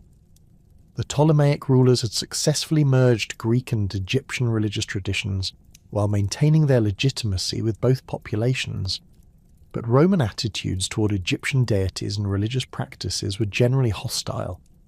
Augustus needed to preserve the religious foundations of Egyptian social order, while avoiding the kind of association with foreign cults that had damaged Antony's reputation and contributed to his downfall during the civil wars. The wealth extracted from Egypt during the early years of Roman rule provided Augustus with the financial foundation for his ambitious military expansion programs in northern Europe. The province's gold mines, textile production, luxury goods manufacturing, and international trade networks generated revenues that dwarfed those of most other imperial territories. These resources enabled Augustus to maintain larger armies, undertake more extensive campaigns, and provide more generous rewards for successful commanders than would have been possible relying solely on traditional Roman revenue sources. The northern frontier campaigns that Augustus launched during the 20s BC reflected both strategic necessity and the emperor's understanding that military success remained essential for maintaining political legitimacy in a culture that valued martial achievement above all other accomplishments. The Alpine tribes that controlled the mountain passes between Italy and Gaul posed persistent threats to Roman communications and trade routes, while their raids into Roman territory created security problems that demanded military solutions. The subjugation of these peoples would eliminate a chronic source of instability while demonstrating Roman power to potentially hostile neighbours. The campaigns against the Seleuci in the Western Alps, conducted between 25 and 24 BC, established patterns of conquest and integration that would characterize Augustus's approach to frontier expansion throughout his reign. The Roman forces, led by Aulus Terentius Varro Murena, employed a combination of direct military assault and diplomatic negotiation that aimed to achieve complete victory while minimizing the costs and risks associated with prolonged warfare. The systematic destruction of Seleucid strongholds, the enslavement of captured warriors, and the establishment of Roman colonies in strategic locations created a buffer zone that protected Italian territories from future attacks. The foundation of Augusta Praetoria, modern Aosta, in the heart of former Seleucid territory, exemplified Augustus's approach to consolidating military conquests through civilian settlement and urban development. The new city, established in 25 BC with a population drawn from Roman veterans and Italian colonists, served multiple functions. It provided security for the vital Alpine passes, created a centre of Roman culture and administration in a previously hostile region, and offered discharged soldiers the land grants and urban amenities that maintained their loyalty to the imperial regime. The broader Alpine campaigns that followed the Seleucid conquest involved coordinated operations across multiple theatres that demonstrated the increasing sophistication of Roman military planning and logistics. The campaigns against the Reti and Vindelici, conducted by Augustus's stepsons Tiberius and Drusus between 15 and 13 BC, required careful coordination between armies operating in difficult mountain terrain, while maintaining supply lines that stretched hundreds of miles from their Italian bases. The successful completion of these operations extended Roman control to the Danube River and eliminated the last significant threats to northern Italy. Tiberius's role in these northern campaigns revealed both his military competence and his complex relationship with Augustus's succession plans. The emperor's stepson demonstrated exceptional skill in mountain warfare, diplomatic negotiation with tribal leaders, and the integration of conquered territories into the Roman administrative system. His victories against the Alpine tribes, achieved through a combination of tactical innovation and strategic patience, established his reputation as one of Rome's most capable generals, and positioned him as a potential successor despite his lack of direct blood relationship to Augustus. The Germanic campaigns that began in 12 BC represented Augustus's most ambitious attempt at territorial expansion and reflected his vision of establishing Roman control over all the territories between the Rhine and Elbe rivers. Drusus's initial penetration across the Rhine marked the beginning of a systematic conquest program that aimed to push Roman frontiers hundreds of miles eastward, while incorporating the Germanic tribes into the imperial system. The strategic objectives of these campaigns extended beyond mere territorial acquisition to encompass the creation of a more defensible frontier and the elimination of Germanic threats to Roman Gaul. Drusus's approach to Germanic warfare demonstrated both innovative tactical thinking and careful attention to the logistical challenges involved in campaigning in unfamiliar territory. His construction of a fleet on the Rhine River enabled Roman forces to project power along the waterways that served as the primary transportation routes through Germanic territories, while his establishment of fortified bases provided secure supply depots and winter quarters for troops operating far from their Italian homeland. The coordination between riverine operations and traditional land-based campaigns created a level of strategic complexity that had rarely been attempted in previous Roman military operations.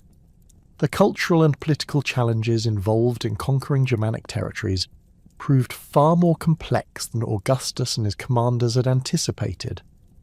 Unlike the Gallic tribes that Caesar defeated, many Germanic peoples maintained social structures and military traditions that made them exceptionally difficult to integrate into the Roman system.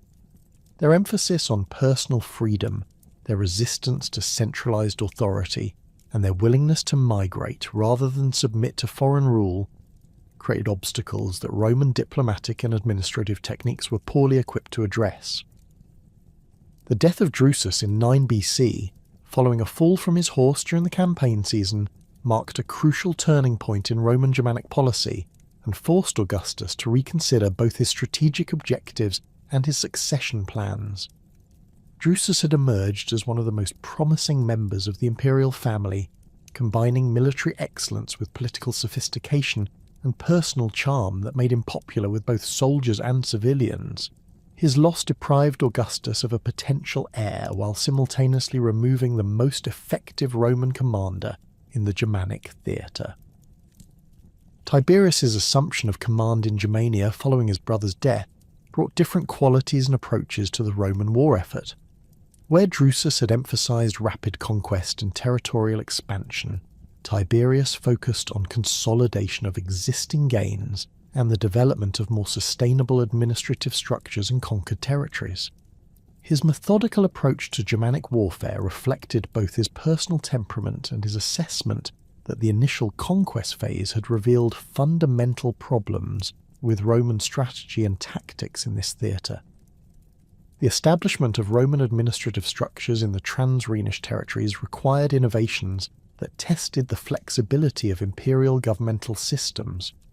The appointment of Publius Quinctilius Varus as governor of the newly created province of Germania reflected Augustus's confidence that Roman administrative methods could be successfully applied to Germanic societies, but this confidence proved tragically misplaced. Varus's background in Syrian administration and his experience with urbanized, Hellenized populations provided poor preparation for dealing with tribal societies that operated according to fundamentally different social and political principles. The policies that Varus implemented in Germania during his governorship revealed both the strengths and limitations of Roman provincial administration. His attempts to introduce Roman legal procedures, taxation systems, and urban planning concepts demonstrated the empire's capacity for systematic governance and cultural transformation. However, these same policies also created resentment among Germanic leaders who viewed them as attacks on traditional customs and tribal autonomy. The governor's apparent inability to understand or accommodate Germanic cultural sensitivities contributed to the growing resistance that would ultimately culminate in disaster. The conspiracy that developed among Germanic tribes during 9 AD involved levels of coordination and strategic planning that surprised Roman observers who had underestimated their opponent's political sophistication.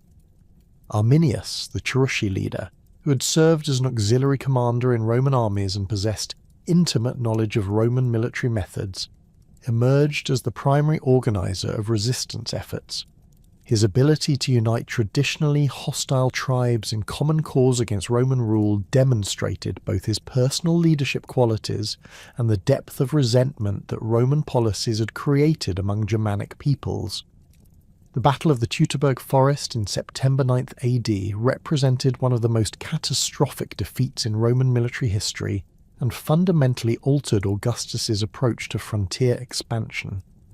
The destruction of 3 entire legions, the 17th, 18th and 19th, along with their auxiliary units and civilian support personnel, eliminated approximately 20,000 Roman soldiers and support staff in a single engagement. The scale of the disaster exceeded even the defeats at Cannae and Carrhae, both of which had involved smaller forces and less complete destruction of Roman military capabilities. The tactical details of the Teutoburg disaster revealed both the effectiveness of Germanic military methods and the vulnerabilities of Roman formations when operating in unfamiliar terrain. Arminius's strategy involved luring Varus's forces into heavily forested areas where Roman advantages in discipline, equipment and tactical coordination could not be effectively employed. The Germanic warriors, fighting as individuals or in small groups from concealed positions, neutralized Roman superiority in formation fighting while exploiting their superior knowledge of local geography and weather conditions.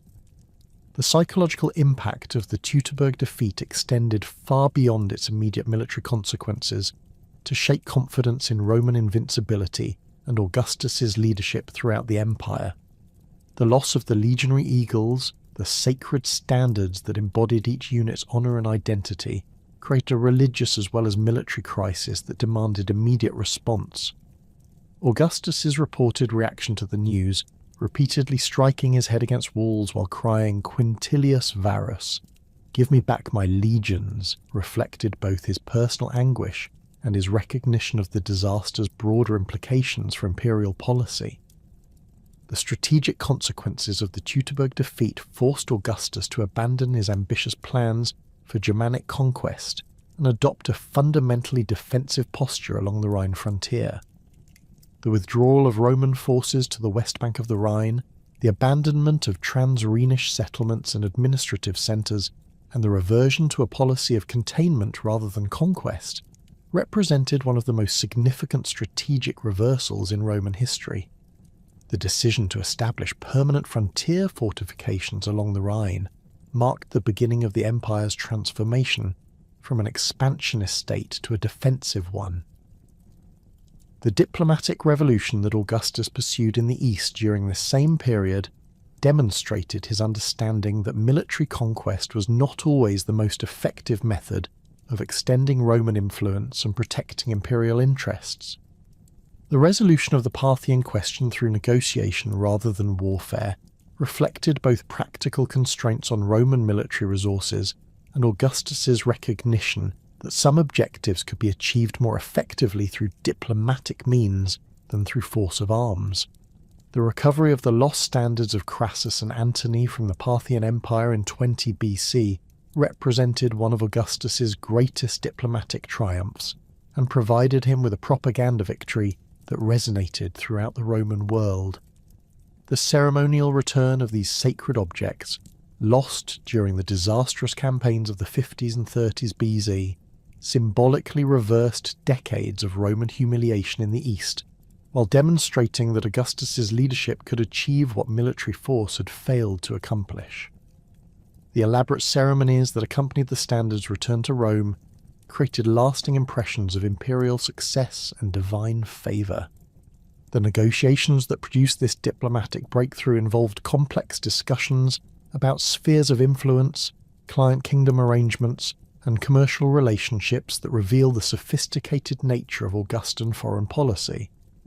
Rather than demanding unconditional Parthian submission or attempting to impose Roman administration on Parthian territories, Augustus accepted a settlement that recognized legitimate Parthian interests while securing Roman objectives in Armenia and other disputed regions. This approach reflected his understanding that sustainable agreements required mutual benefit rather than one-sided advantage. The Armenian settlement that emerged from these negotiations established patterns of client kingdom management that would characterize Roman Eastern policy for centuries. The installation of Roman-approved rulers in Armenia, supported by limited Roman military presence but backed by the threat of larger intervention, created a buffer zone between the Roman and Parthian empires while avoiding the costs and risks associated with direct administration. This arrangement satisfied Roman security requirements while respecting Parthian concerns about Roman expansion toward their heartland territories. The transformation of Roman literary culture under Augustus began not with imperial decree but through the careful cultivation of personal relationships between the emperor and the most talented writers of his generation. The young victor who returned from Egypt in 30 BC understood instinctively that military conquest alone could not secure lasting political legitimacy. He needed poets and historians to craft narratives that would justify his revolution and inspire future generations to embrace the new order he was creating.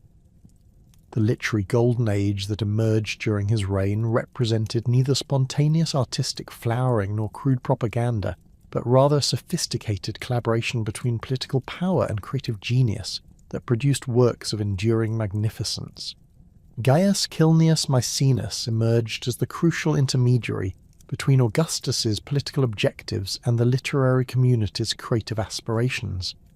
This wealthy Etruscan aristocrat, who had served as one of Augustus's most trusted advisors during the civil wars, possessed both the cultural sophistication necessary to appreciate literary excellence and the political acumen required to channel artistic talent toward imperial purposes.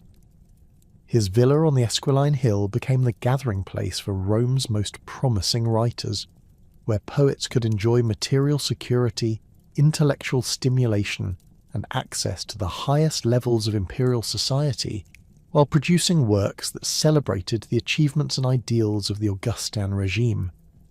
Maecenas' approach to literary patronage differed markedly from the crude sponsorship arrangements that had characterized earlier Roman relationships between wealth and culture. Rather than simply purchasing flattering verses or commissioning specific works, he created an environment where genuine artistic achievement could flourish while naturally aligning with imperial themes and values. The poets who gathered in his circle, Virgil, Horace, Propertius, and others, maintained their creative independence while finding in Augustus's reign the subject matter and inspiration that would produce their greatest works. Publius Vigilius Maro arrived in Rome during the 40s BC as a relatively unknown poet from the northern Italian town of Mantua, but his early pastoral poems had already demonstrated the technical virtuosity and emotional depth that would make him the greatest literary voice of the Augustan age.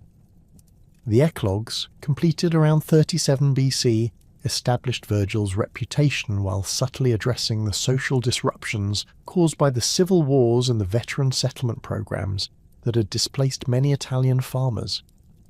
The fourth Eclogue, with its prophecy of a golden age ushered in by the birth of a miraculous child, was later interpreted as a prediction of Augustus's reign and contributed to the poet's growing association with imperial themes. The Georgics, completed in 29 BC, represented Virgil's most direct engagement with Augustus's vision of Roman renewal through the restoration of traditional agricultural values and practices. This didactic poem, ostensibly concerned with farming techniques, animal husbandry and beekeeping, actually functioned as a complex meditation on the relationship between human labour, natural order, and political stability. Virgil's celebration of rural life and agricultural productivity aligned perfectly with Augustus's efforts to encourage Italian farmers to return to their lands and restore the economic foundations that had been disrupted by decades of warfare. The composition of the Aeneid during the last decade of Virgil's life represented the culmination of Augustan literary achievement and the creation of Rome's national epic. The poem's protagonist, Aeneas, embodied the virtues that Augustus sought to promote: duty to the gods, loyalty to family, devotion to the Roman people, while his journey from Troy to Italy provided a mythological framework that justified Roman dominion over the Mediterranean world. The epic's sophisticated narrative structure, which moved between past, present and future, enabled Virgil to connect Rome's legendary origins with its contemporary achievements under Augustus's leadership. The Aeneid's treatment of the civil wars through prophetic visions and symbolic episodes demonstrated Virgil's ability to address sensitive political topics while maintaining the aesthetic distance necessary for great art. The poem's famous depiction of the Battle of Actium on the shield of Aeneas transformed a recent military engagement into cosmic struggle between order and chaos, civilization and barbarism, Roman virtue and Eastern corruption. This artistic transmutation of contemporary events into mythological narrative provided Augustus with exactly the kind of cultural legitimacy that military victory alone could not supply. Virgil's death in 19 BC, before he could complete his final revisions of the Aeneid, created a literary crisis that tested Augustus's commitment to artistic integrity. The poet's deathbed request that the unfinished manuscript be burned conflicted with the emperor's desire to preserve what he recognized as a masterpiece of imperial literature. Augustus's decision to override Virgil's wishes and arrange for the poem's publication, entrusted to the editors Varius and Tucker, demonstrated his understanding that the Aeneid had transcended its original function as imperial propaganda to become an essential element of Roman cultural identity. Quintus Horatius Flaccus brought to Augustan literature a different sensibility than Virgil's epic grandeur, offering instead the intimate voice of personal reflection and the sophisticated wit of urban sophistication. The son of a freed slave from Venusia in southern Italy, Horace had fought on the losing side at Philippi before finding his way into Maecenas' circle and discovering his true vocation as a lyric poet. His Epides, published around 30 BC, revealed both his technical mastery of Greek poetic forms and his ability to address contemporary political themes with a combination of passion and ironic detachment. The satires, completed during the 30s BC, established Horace as Rome's premier social commentator and demonstrated his skill at navigating the dangerous waters of political criticism during a period when missteps could prove fatal.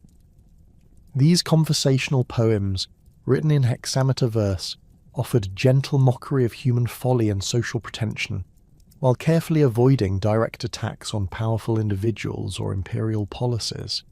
Horace's satirical technique relied on self-deprecating humour and philosophical wisdom, rather than the savage invective that had characterised earlier Roman satirists like Lucilius. The Odes, published in 3 books between 23 and 13 BC, represented Horace's greatest artistic achievement and his most direct contribution to Augustan cultural propaganda.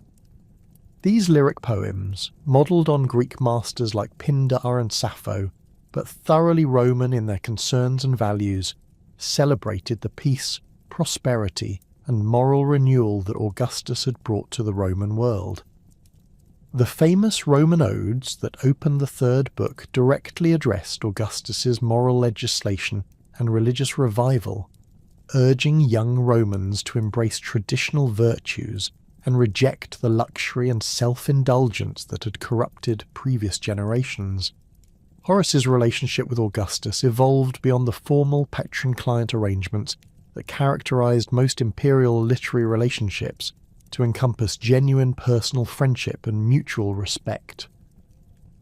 The emperor's letters to the poet, preserved in later biographical sources, reveal an easy familiarity and affectionate teasing that suggests real intimacy rather than mere political calculation. Augustus's request that Horace compose the Carmen Saeculare for the secular games of 17 BC represented the ultimate recognition of the poet's status as Rome's unofficial laureate and the voice of imperial celebration. The Carmen Saeculare itself, performed by choruses of boys and girls during the most important religious ceremony of Augustus's reign, demonstrated how Augustan literature could function simultaneously as high art and state ritual. The hymn's invocation of Apollo and Diana, its celebration of Roman military victories, and its prayers for continued imperial prosperity created a perfect synthesis of religious tradition, political propaganda, and poetic excellence. The poem's performance in the newly constructed Temple of Apollo on the Palatine, adjacent to Augustus's own residence, symbolically linked imperial power, divine favour, and artistic achievement.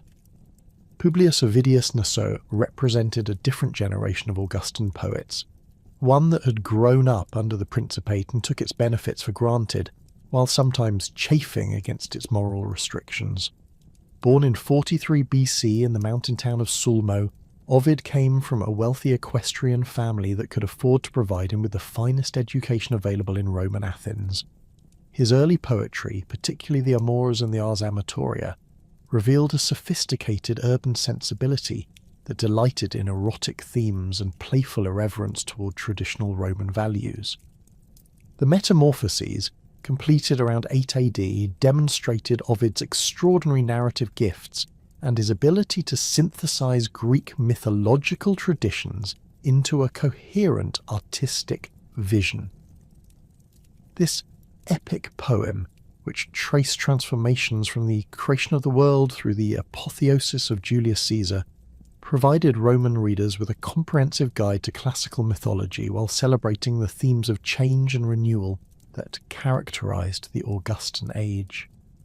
The work's sophisticated narrative techniques, including embedded stories within stories and complex temporal structures, influenced subsequent European literature for centuries.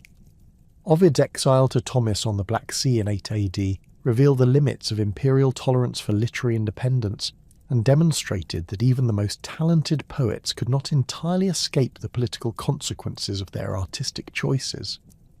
The precise reasons for Augustus's harsh punishment remain unclear, involving both the poet's scandalous Ars Amatoria and some unspecified personal offence that Ovid referred to cryptically as his error.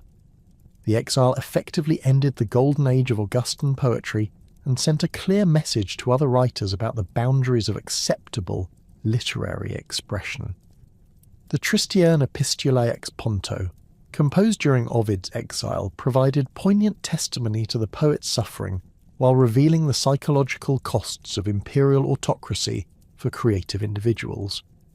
These elegiac poems, filled with appeals for clemency and expressions of regret, demonstrated how completely Augustus's displeasure could destroy even the most successful literary career. The emperor's refusal to recall Ovid, maintained even after Tiberius's accession, suggested that the offence had been particularly serious and that Augustus viewed the punishment as necessary for maintaining moral authority. The historical writing that flourished during the Augustan period complemented the poetic achievements of Virgil, Horace and Ovid, while serving similar functions in legitimizing the new imperial order and providing cultural foundations for Roman identity. Titus Livius, born in Patavium around 64 BC, undertook the monumental task of chronicling Roman history from its legendary foundations through his own contemporary period. His Urbe Condita, originally comprising 142 books covering more than 7 centuries of Roman development, represented the most comprehensive historical narrative ever attempted by a Roman author. Livy's approach to historical writing differed markedly from the analytical methods of earlier historians like Thucydides or Polybius, emphasizing instead the moral and inspirational dimensions of Rome's past achievements. His vivid character portraits, dramatic battle narratives, and stirring speeches created a version of Roman history that celebrated traditional virtues while implicitly supporting Augustus's claims to be restoring ancestral values and institutions. The historians focus on individual heroism, civic devotion, and military excellence, provided readers with models of behaviour that aligned perfectly with imperial propaganda about Roman superiority and divine destiny. The architectural transformation of Rome during Augustus's reign provided the physical backdrop for this literary renaissance, while demonstrating the emperor's understanding that cultural achievement required appropriate settings for its display and celebration. The massive building program that Augustus initiated during the 20s BC aimed to create a capital city worthy of a world empire, while providing employment for Rome's large population of free and enslaved workers. The emperor's famous boast that he had found Rome brick and left it marble reflected both his personal pride in these achievements and his recognition of their political importance. The Forum of Augustus, dedicated in 2 BC, represented the architectural culmination of the emperor's building program and provided a permanent monument to his military victories and cultural patronage. The Forum's design, centered on the Temple of Mars altar, commemorated Augustus's victory over Caesar's assassins, while creating spaces for the legal and ceremonial functions that were essential to imperial administration. The elaborate sculptural program that decorated the Forum included statues of legendary Roman heroes, contemporary military commanders, and members of the Julian family, creating a visual narrative that linked Rome's mythical past with its Augustan present. The Theatre of Marcellus, completed in 13 BC and named for Augustus's deceased nephew and intended heir, demonstrated the emperor's commitment to providing Roman citizens with the entertainment and cultural amenities that befitted their status as rulers of the Mediterranean world. The theatre's capacity of approximately 20,000 spectators made it one of the largest performance venues in the ancient world, while its sophisticated acoustic design and luxurious decoration established new standards for architectural excellence. The building's dedication ceremonies, featuring performances by the greatest actors and musicians of the age, created lasting associations between imperial generosity and cultural achievement. The Campus Martius underwent particularly dramatic transformation during the Augustan period, with new monuments and public buildings that served both practical and symbolic functions. The Mausoleum of Augustus, begun around 28 BC, established a dynastic burial ground that rivaled the tombs of Hellenistic kings while maintaining distinctively Roman architectural forms. The massive circular structure, surrounded by parks and walkways open to the public, demonstrated Augustus's confidence in his dynasty's permanence, while providing Roman citizens with recreational spaces that enhanced their quality of life.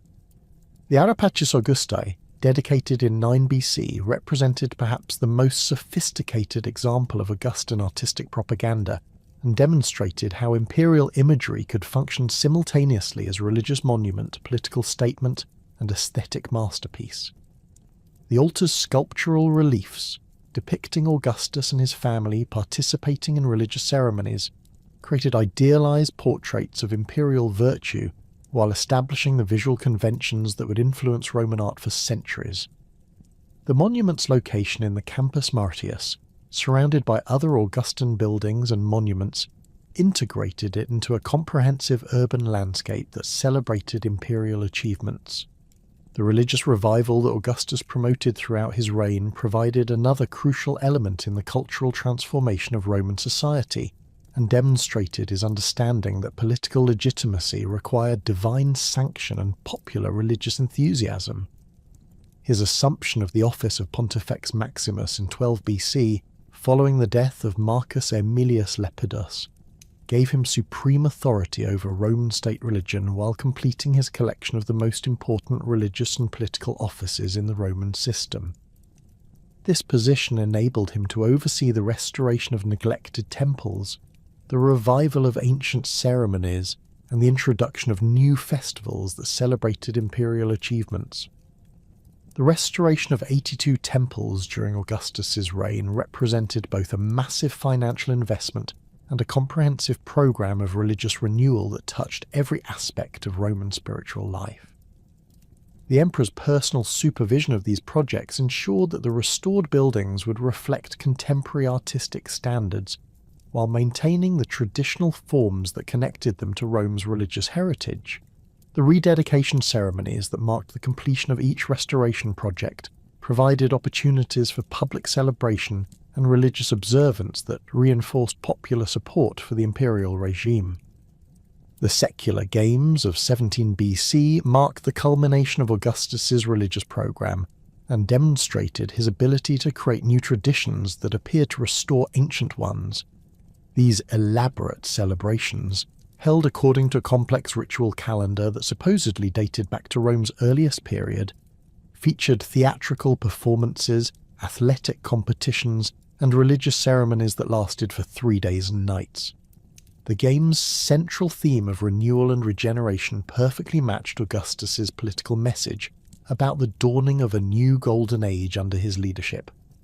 The proliferation of imperial imagery throughout the Roman world during this period created a visual vocabulary of power that reinforced literary and architectural messages about Augustus's unique status and achievements. Coins, statues, paintings, and decorative objects bearing the emperor's likeness or symbols associated with his reign reached every corner of the empire and ensured that even illiterate subjects would be familiar with imperial iconography. The standardization of these images across different media and geographical regions demonstrated the sophisticated coordination of Augustan propaganda efforts. The Prima Porta statue, discovered in the villa of Augustus's wife Livia, exemplified the artistic sophistication and political complexity of imperial portraiture.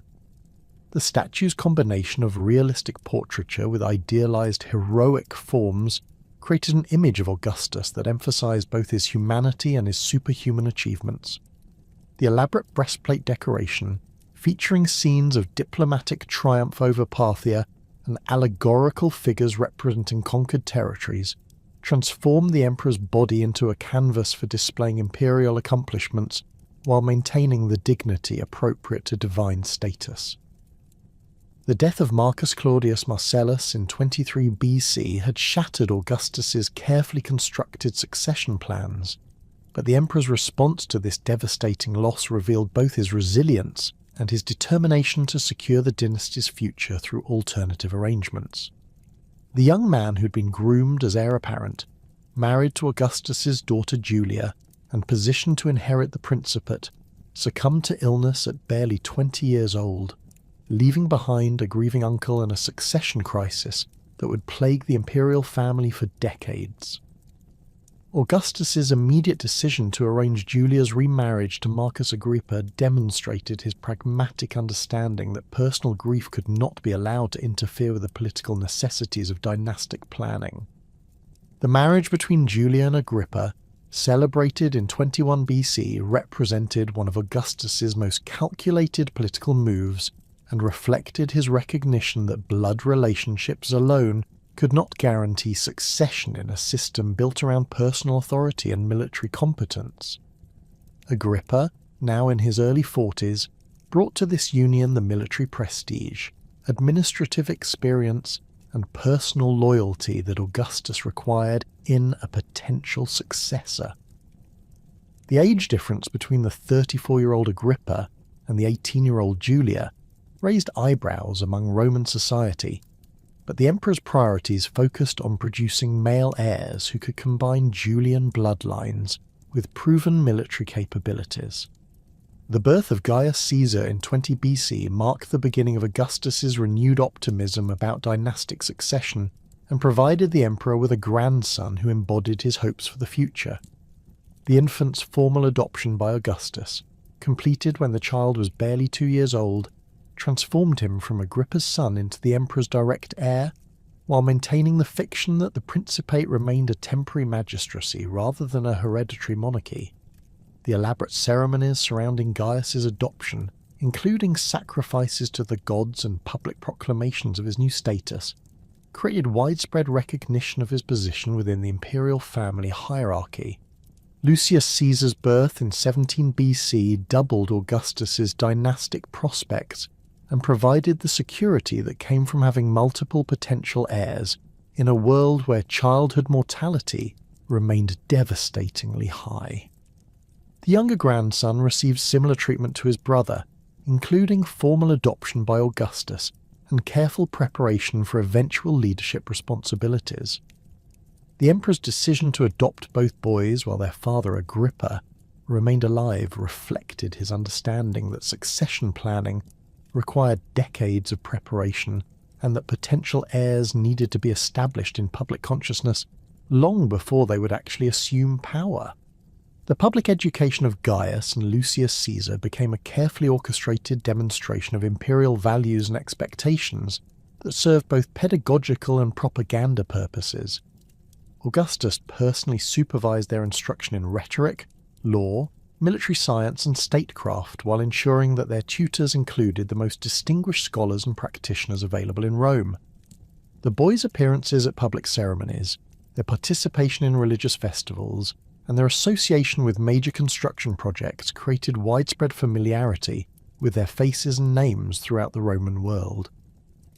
The death of Marcus Agrippa in 12 BC struck the imperial family with devastating force and eliminated the man who had served as Augustus's most reliable lieutenant for over 2 decades. Agrippa's passing at the relatively young age of 51 deprived Augustus of his closest advisor, most competent general, and the father of his adopted heirs. The elaborate funeral ceremonies that honoured Agrippa's memory, including a public eulogy delivered by Augustus himself, demonstrated the emperor's genuine grief while emphasising the deceased's crucial role in establishing and maintaining the Principate. Julia's widowhood at age 27 created immediate pressures for remarriage that reflected both her personal situation and her crucial importance to Augustus's dynastic calculations. The emperor's daughter possessed the bloodline connections necessary to legitimize any future husband's claims to imperial succession, while her fertility had already been proven through her children with Agrippa. The question of her next marriage became one of the most sensitive political issues facing the imperial court, with various candidates possessing different advantages and disadvantages for Augustus's long-term objectives. The emperor's decision to compel Tiberius to divorce his beloved wife, Vipsania, Agrippina, and marry Julia represented one of his most controversial and ultimately destructive political calculations. Tiberius, now 30 years old and established as one of Rome's most successful military commanders, had built a happy marriage with Vipsania, Agrippa's daughter from his first marriage. Their union had produced a son, Drusus, and represented one of the few genuinely affectionate relationships within the imperial family's complex web of political marriages and dynastic obligations. The forced divorce devastated Tiberius emotionally, and created lasting resentment toward Augustus's manipulation of family relationships for political purposes. Contemporary sources describe the future emperor's visible distress during the divorce proceedings and his obvious reluctance to participate in the marriage ceremonies that bound him to Julia. The wedding celebration in 11 BC, while publicly magnificent, masked the personal unhappiness of both bride and groom, neither of whom had chosen this union or felt genuine affection for their new spouse.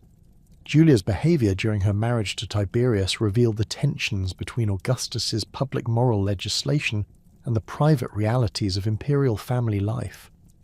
The emperor's daughter, now in her late 20s and possessed of considerable intelligence and strong personal will, chafed against the restrictions imposed by her father's marriage laws and the expectations of exemplary conduct that accompanied her status as a member of the imperial family. Her increasing involvement in social activities that pushed the boundaries of acceptable behaviour for a Roman matron created growing concern among Augustus's advisors and family members. The birth of Julia's son with Tiberius in 10 BC provided brief hope that their marriage might develop into something more than a political arrangement, but the infant's death shortly after birth eliminated this possibility and deepened the emotional distance between the couple. Tiberius's military campaigns in Germania and Pannonia during the following years provided him with opportunities to escape the unhappy domestic situation while serving the empire's strategic interests. But his prolonged absences also gave Julia increased freedom to pursue the relationships and activities that would eventually lead to scandal. The successful military careers of both Tiberius and his brother Drusus during the 10 SBC provided Augustus with capable commanders for his northern frontier campaigns, while complicating his succession planning through the emergence of alternative candidates for imperial power. Drusus's popularity with the legions, his charismatic personality, and his marriage to Antonia, the daughter of Mark Antony and Augustus's sister Octavia, made him an attractive potential successor despite his lack of Julian bloodline. His unexpected death in 9 BC, following a riding accident during the Germanic campaigns, eliminated another of Augustus's options while deepening the emperor's dependence on Tiberius. The assumption of the toga virilis by Gaius Caesar in 5 BC marked his formal entry into adult Roman society and the beginning of his preparation for eventual imperial responsibilities. The elaborate ceremonies surrounding this milestone, including sacrifices at the temple of Jupiter Optimus Maximus and formal presentations to the Senate and people of Rome, created widespread recognition of the young man's status as Augustus's designated heir. The emperor's decision to accelerate Gaius's advancement through the traditional cursus honorum, allowing him to hold magistracies at younger ages than normally permitted, demonstrated his eagerness to establish his grandson's credentials as a future leader.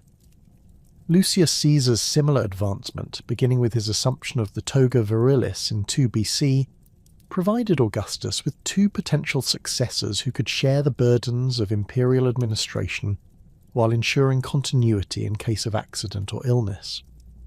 The brothers' joint appearances at public ceremonies, their coordinated military training, and their shared responsibility for various governmental functions created the impression of a collegiate succession arrangement that might avoid the dangers of single-person rule while maintaining dynastic continuity. The scandal that erupted around Julia in 2 BC represented one of the most serious crises of Augustus's entire reign, and revealed the fundamental contradictions between his public moral legislation and his family's private behaviour. The discovery of Julia's adulterous relationships with multiple partners, including several prominent senators and members of the equestrian order, created a political and personal catastrophe that threatened both Augustus's moral authority and his dynastic plans. The emperor's daughter had apparently been conducting these affairs for years, using her position and connections to arrange secret meetings while maintaining the facade of proper matrimonial conduct. The legal proceedings against Julia under Augustus's own adultery legislation created an unprecedented situation where the emperor was forced to prosecute his own daughter according to laws he had championed as essential for Roman moral renewal. The irony was not lost on contemporary observers, who noted that the man who had preached about the importance of family values and marital fidelity now faced the humiliation of his daughter's public disgrace. Augustus's decision to handle the case personally, rather than delegating it to other magistrates, demonstrated both his commitment to legal consistency and his recognition of the political stakes involved. Julia's exile to the barren island of Pandateria represented Augustus's attempt to balance justice with family loyalty, while minimizing the political damage from the scandal. The harsh conditions of her banishment, which denied her access to wine, luxury goods, and male visitors, reflected both the severity of her offences and her father's determination to demonstrate that imperial family members were not above the law. The emperor's refusal to allow Julia's mother Scribner to accompany her into exile, despite the older woman's requests, revealed the depth of his anger and disappointment over his daughter's behaviour. The execution of Julia's lovers, including Iulus Antonius, the son of Mark Antony, demonstrated the political dimensions of the scandal and Augustus's determination to eliminate potential threats to imperial stability. Antonius's involvement was particularly troubling because of his family connections and his potential appeal to those who remembered his father's opposition to Augustus during the civil wars. The other condemned men, including Titus Sempronius Gracchus and Appius Claudius Pulcher, represented prominent senatorial families whose participation in the scandal suggested broader aristocratic resistance to imperial moral legislation. The impact of Julia's disgrace on Augustus's relationship with Tiberius proved particularly complex and long-lasting, as the stepson found himself both vindicated in his obvious unhappiness with the marriage and implicated in his wife's misconduct through his failure to control her behaviour. Tiberius's decision to seek voluntary exile in Rhodes in 6 BC, officially justified as a desire for philosophical study, but clearly motivated by his disgust with imperial family politics, created another succession crisis at precisely the moment when Augustus most needed stability and continuity. The emperor's initial fury at Tiberius's departure reflected both personal betrayal and political calculation, as the stepson's withdrawal from public life left Augustus increasingly dependent on his young grandsons for future leadership. Tiberius's refusal to return despite repeated summons demonstrated his determination to escape the toxic atmosphere of imperial court politics, even at the cost of his own career prospects and his relationship with Augustus. The standoff between stepfather and stepson continued for years, with neither man willing to compromise his position or acknowledge the other's grievances. The advancement of Gaius and Lucius Caesar accelerated dramatically following Tiberius's departure, as Augustus sought to compensate for the loss of his most experienced potential successor by promoting his grandsons beyond their years and abilities. Gaius's appointment to command the Eastern legions in 1 AD, when he was barely 20 years old, reflected both his grandfather's confidence in his capabilities and the emperor's desperation to establish credible military leadership within the family. The young man's marriage to Livilla, Drusus's daughter, further cemented his position within the imperial dynasty, while creating additional family connections. The Armenian crisis that brought Gaius Caesar to the east provided him with opportunities to demonstrate his military and diplomatic capabilities, while serving Rome's strategic interests in a region that had long posed challenges for imperial policy. The complex political situation in Armenia, involving competing claimants to the throne and conflicting interests among various regional powers, required exactly the kind of sophisticated negotiation and military backing that had characterized successful Roman Eastern policy under Augustus. Gaius's initial success in resolving these issues suggested that he might indeed possess the qualities necessary for imperial leadership. The wound that Gaius Caesar suffered during the siege of Artagira in 3 AD marked the beginning of the end for Augustus's carefully constructed succession plans and initiated a series of family tragedies that would transform the character of the imperial dynasty. The injury, inflicted during what should have been a routine military operation, proved far more serious than initially expected and began a slow decline in the young man's health that would ultimately prove fatal. The reports that reached Rome described a promising young commander struck down in his prime, creating anxiety throughout the empire about the future of imperial succession. Lucius Caesar's sudden death in Massilia in 2 AD, while travelling to take up his first major military command in Spain, eliminated Augustus's remaining designated heir and plunged the imperial family into profound crisis. The 20-year-old prince had shown considerable promise in his early political and military training, and his loss, combined with his brother's deteriorating condition, left Augustus without viable successors from his preferred bloodline. The elaborate funeral ceremonies that honoured Lucius's memory could not disguise the political catastrophe that his death represented for dynastic planning. The death of Gaius Caesar in Lycia in 4 AD, 18 months after his brother's passing, completed the destruction of Augustus's succession hopes and forced the aging emperor to confront the reality that his dynasty might not survive his own death.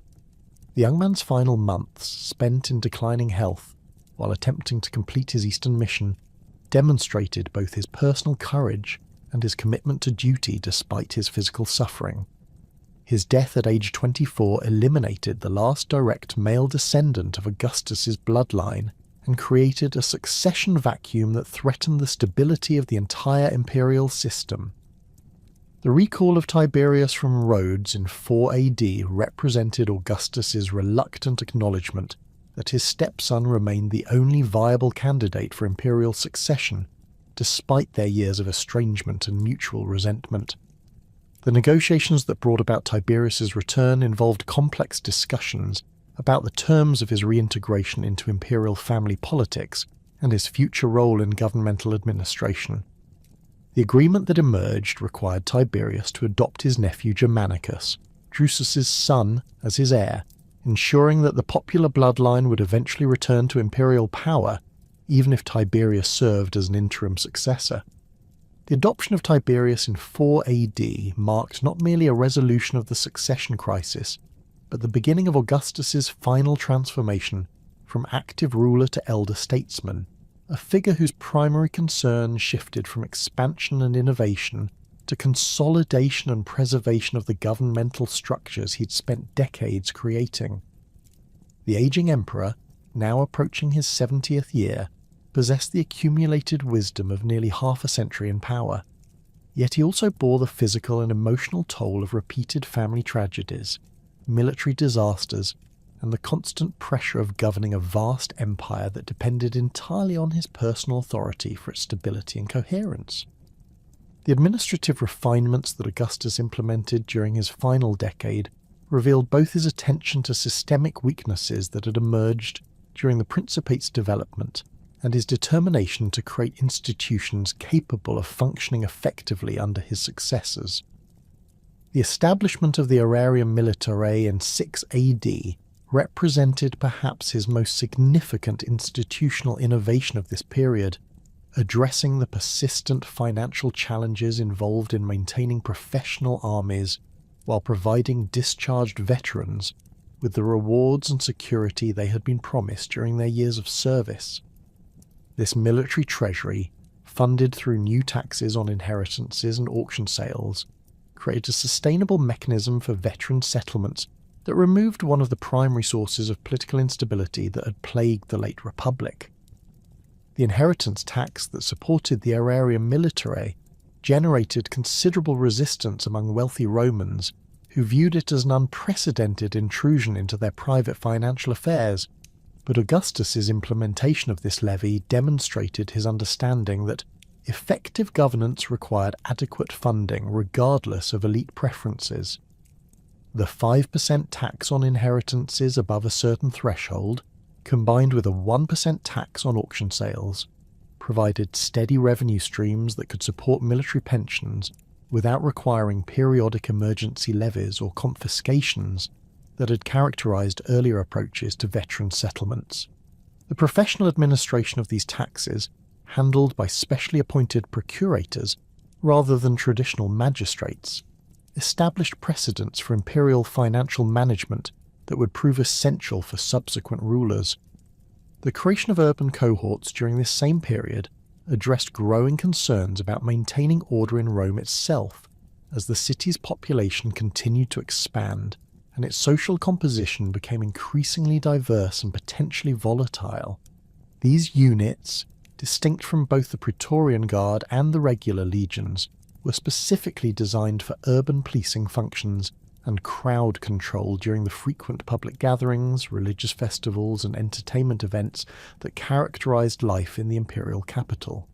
The urban cohort's commanders, appointed directly by Augustus rather than elected through traditional mechanisms, possessed authority to investigate crimes, arrest suspects, and maintain public order without the constitutional limitations that had restricted republican magistrates.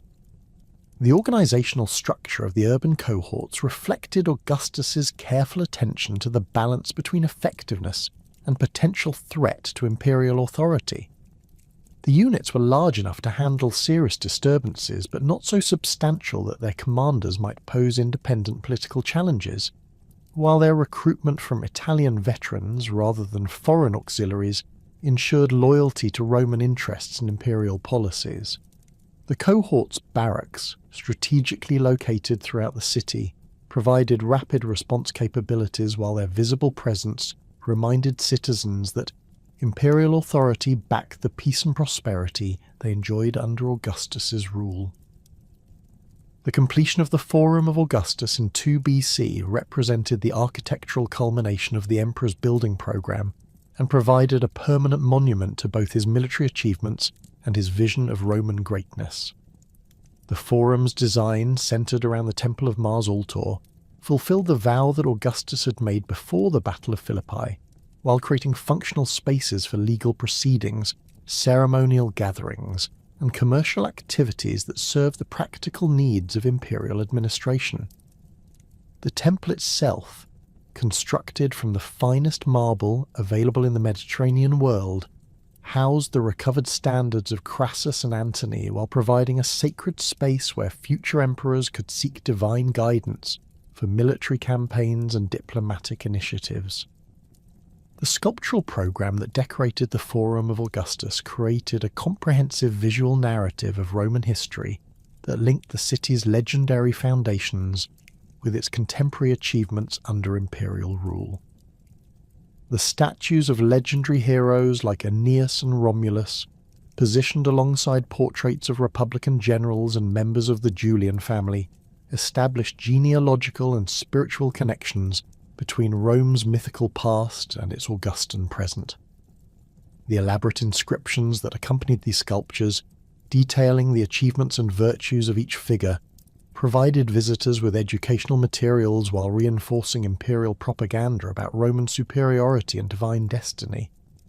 The porticos that flanked the Forum's central space housed additional statues and inscriptions celebrating provincial victories, diplomatic triumphs, and administrative innovations that had extended Roman authority throughout the known world. These displays, updated periodically to reflect new achievements and territorial acquisitions, created a constantly evolving museum of imperial success, while providing covered walkways where citizens could conduct business protected from weather and crowds. The Forum's integration with adjacent commercial and residential areas demonstrated Augustus's understanding that monumental architecture needed to serve practical functions while inspiring civic pride and political loyalty. The final version of Augustus's Res Gestae Divi Augusti, completed during his last years and intended for posthumous publication, represented his most systematic attempt to shape historical memory and establish the interpretive framework through which future generations would understand his reign and achievements. This autobiographical account, inscribed on bronze tablets and displayed throughout the empire after his death, provided Augustus's own assessment of his contributions to Roman greatness, while carefully emphasizing his respect for traditional institutions and constitutional proprieties. The document structure, organized around themes of military victory administrative competence and religious piety, created a comprehensive defence of imperial autocracy disguised as republican restoration. The military sections of the Res Gestae detailed Augustus's campaigns, victories, and territorial acquisitions with statistical precision that emphasized the unprecedented scale of Roman expansion under his leadership. The enumeration of enemies defeated, provinces conquered, and tribute collected provided concrete evidence of imperial success, while the careful documentation of veteran settlements demonstrated his fulfillment of obligations to the soldiers whose loyalty had made these achievements possible. The text's emphasis on defensive rather than aggressive warfare portrayed Augustus as a reluctant conqueror who expanded Roman territory only when necessary for protecting existing interests and maintaining imperial security. The administrative portions of the Res Gestae catalogued Augustus's innovations in governmental organisation, financial management, and public works with similar attention to quantifiable achievements that could demonstrate his competence and generosity. The lists of buildings constructed, games sponsored, and distributions made to the Roman people created impressions of unprecedented imperial largesse, while the documentation of legal reforms and judicial improvements emphasized his commitment to justice and good governance. These sections carefully avoided detailed discussions of constitutional arrangements or power relationships that might reveal the monarchical reality behind republican facades. Augustus's increasing reliance on Tiberius for military command and provincial administration during his final decade reflected both practical necessities created by his advancing age and his gradual preparation of his successor for the responsibilities of imperial leadership. Tiberius's campaigns in Germania and Pannonia between 4 and 9 AD provided him with opportunities to demonstrate his continued military competence while addressing strategic challenges that required experienced leadership and substantial resources. The stepson's methodical approach to these operations, emphasizing consolidation over rapid conquest, aligned with Augustus's evolved strategic thinking and demonstrated his suitability for the defensive policies that would characterize the later empire. The Pannonian revolt that erupted in 6 AD tested both Tiberius's military capabilities and Augustus's crisis management skills, while revealing the ongoing challenges involved in integrating recently conquered territories into the imperial system. The rebellion, led by Bato the Decisiate and involving multiple tribal confederations across the Balkans, threatened Roman control over crucial communication routes between Italy and the eastern provinces while tying down substantial military resources that might be needed elsewhere. The revolt's duration and intensity surprised Roman commanders who had underestimated both the organizational capabilities of their opponents and the depth of resentment that Roman taxation and military recruitment had created among subject populations.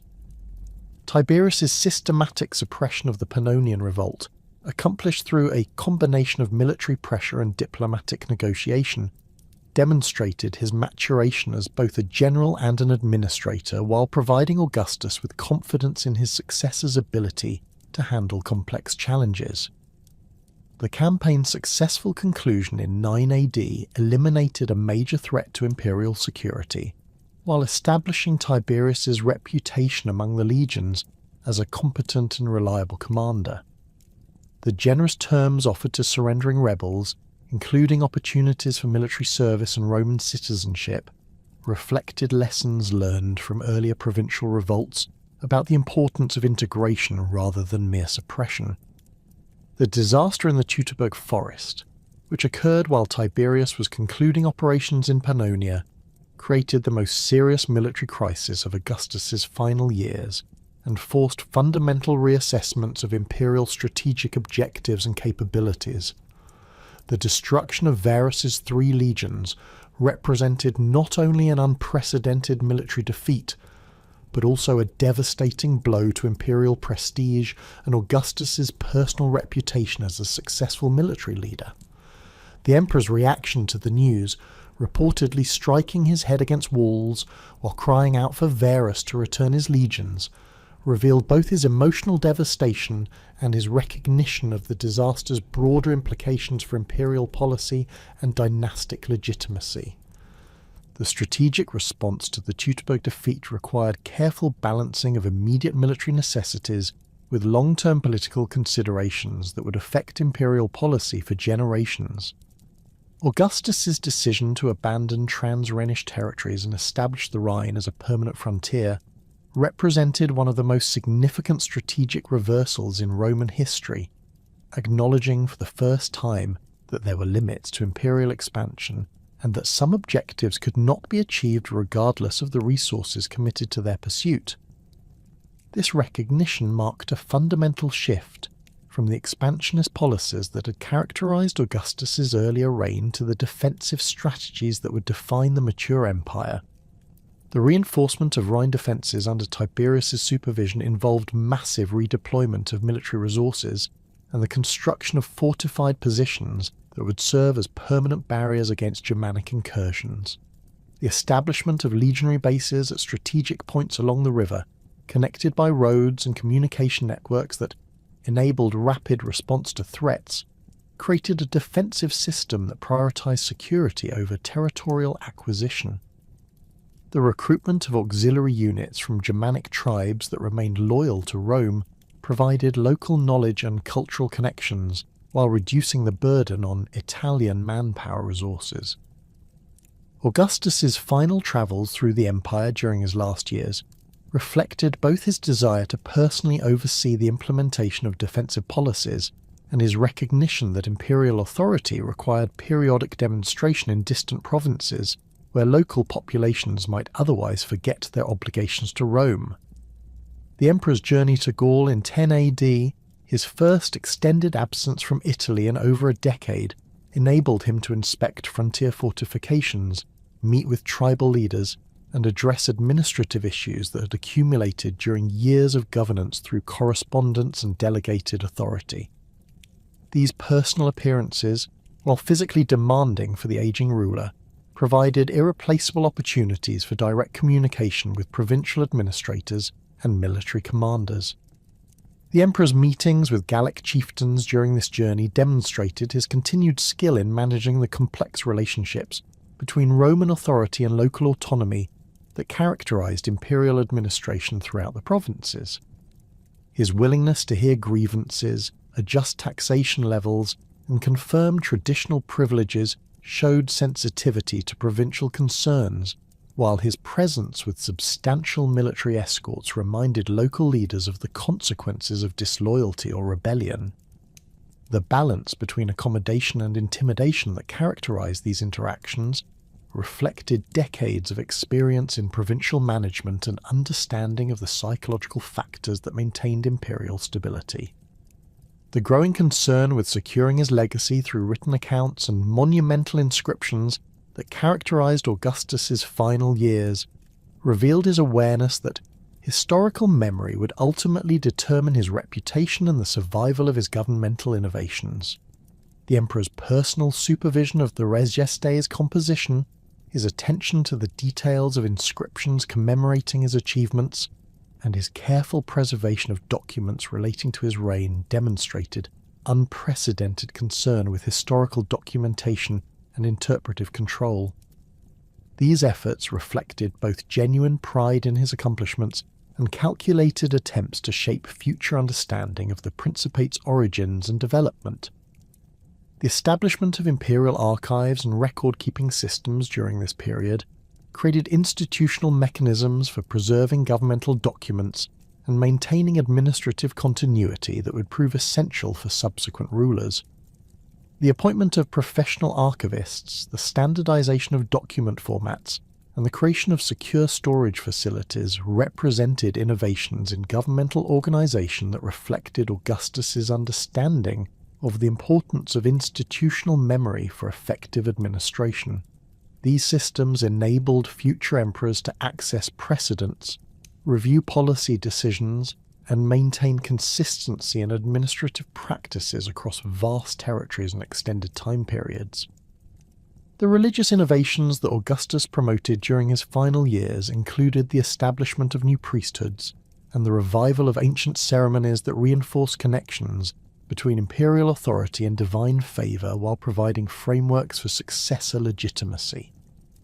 The creation of the Sodales Augustalis, a priesthood dedicated to his own cult, established precedents for imperial deification that would become standard practice for subsequent rulers, while the revival of ancient rituals like the secular games created opportunities for public celebration and religious renewal that strengthened popular support for imperial institutions.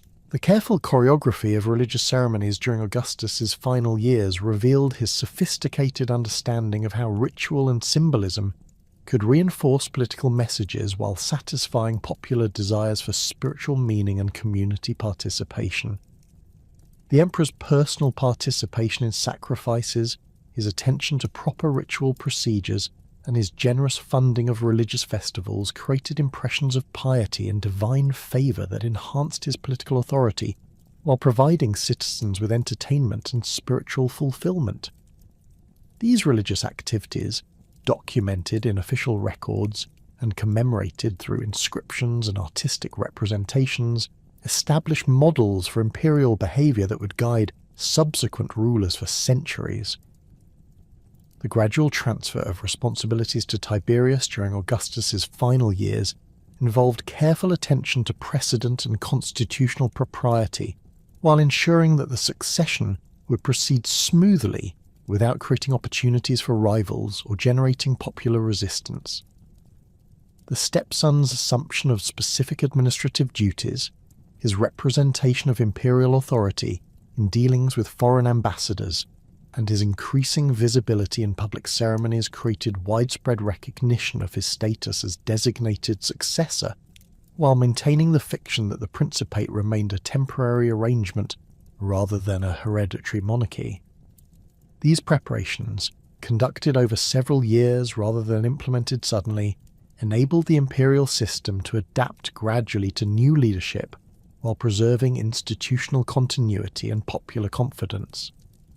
The preparations that Augustus had meticulously orchestrated during his final years proved their worth when the emperor's health began its final decline in the summer of 14 AD. The 76-year-old ruler, who had governed Rome for over 4 decades, found himself increasingly weakened by the chronic stomach ailments and recurring fevers that had plagued him throughout his life. His decision to travel south from Rome to the Bay of Naples in August, ostensibly to escape the capital's oppressive heat, reflected both his physician's recommendations and his own recognition that his time was drawing to a close. The villa at Nola where Augustus chose to spend his final days held profound personal significance as the birthplace of his father, Gaius Octavius, creating a symbolic circle that connected his death to his family's origins in the Italian countryside. The emperor's selection of this location, rather than one of his grander imperial residences, suggested his desire for privacy and reflection during his final weeks, away from the ceremonial obligations and political pressures that had dominated his public life. The modest accommodations at Nola, while comfortable, lacked the elaborate luxury of his Palatine palace or his seaside retreats, emphasizing the personal rather than imperial character of his final retreat.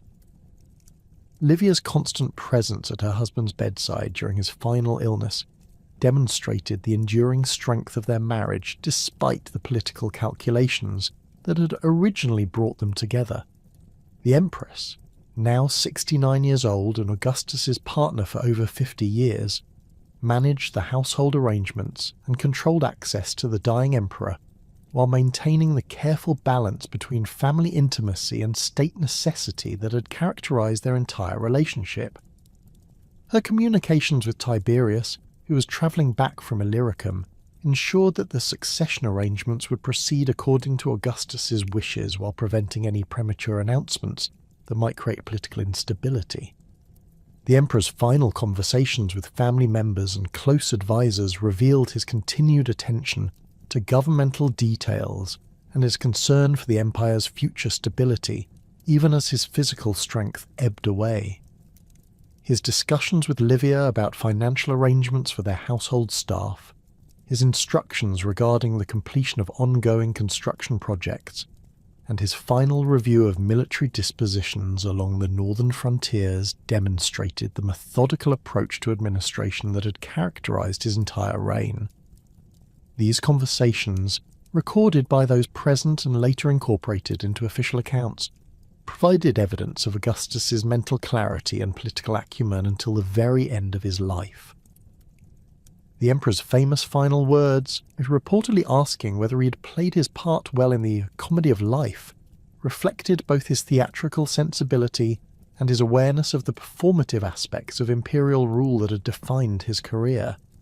This classical allusion, drawn from Greek dramatic tradition, suggested his understanding that political leadership required constant attention to public presentation and symbolic meaning, themes that had guided his approach to governance since his earliest days as Octavian. The request for applause that allegedly followed these words demonstrated his continued concern with popular approval and historical judgment even in his final moments. Augustus's death on August 19, 14 AD, at approximately 3 p.m., marked the end of an era that had transformed the Roman world more completely than any previous period in the city's history. The immediate arrangements for preserving his body, transporting it back to Rome, and managing the announcement of his death reveal the sophisticated planning that had anticipated this moment and prepared for the complex ceremonial and political requirements that would follow. Livia's decision to delay public announcement of the death until Tiberius could reach Rome demonstrated her understanding of the delicate political dynamics involved in imperial succession and her determination to ensure a smooth transition. The journey of Augustus's funeral cortege from Nola to Rome became a spontaneous demonstration of popular grief and imperial devotion that surprised even those who had witnessed the emperor's remarkable hold on public affection throughout his reign. Citizens from towns and villages throughout central Italy lined the roads to pay their respects as the procession passed, offering flowers, burning incense, and singing hymns that honoured the deceased ruler's memory.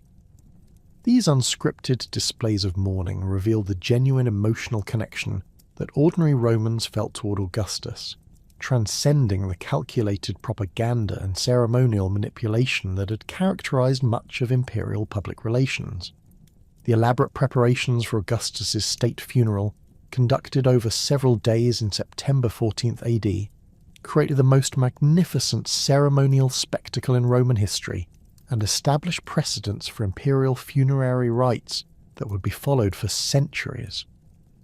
The funeral procession, which wound through Rome's streets from the Campus Martius to the Forum Romanum, before concluding at the emperor's mausoleum, included representatives from every segment of Roman society and delegations from throughout the empire. The careful organisation of this massive event, involving thousands of participants and spectators, demonstrated the administrative competence of imperial bureaucracy and the extent to which Augustus's governmental innovations had created institutions capable of managing complex logistical challenges. Tiberius's delivery of the funeral oration from the rostra in the Forum Romanum provided the new emperor with his first major opportunity to address the Roman people as Augustus's successor while honouring his predecessor's memory and achievements.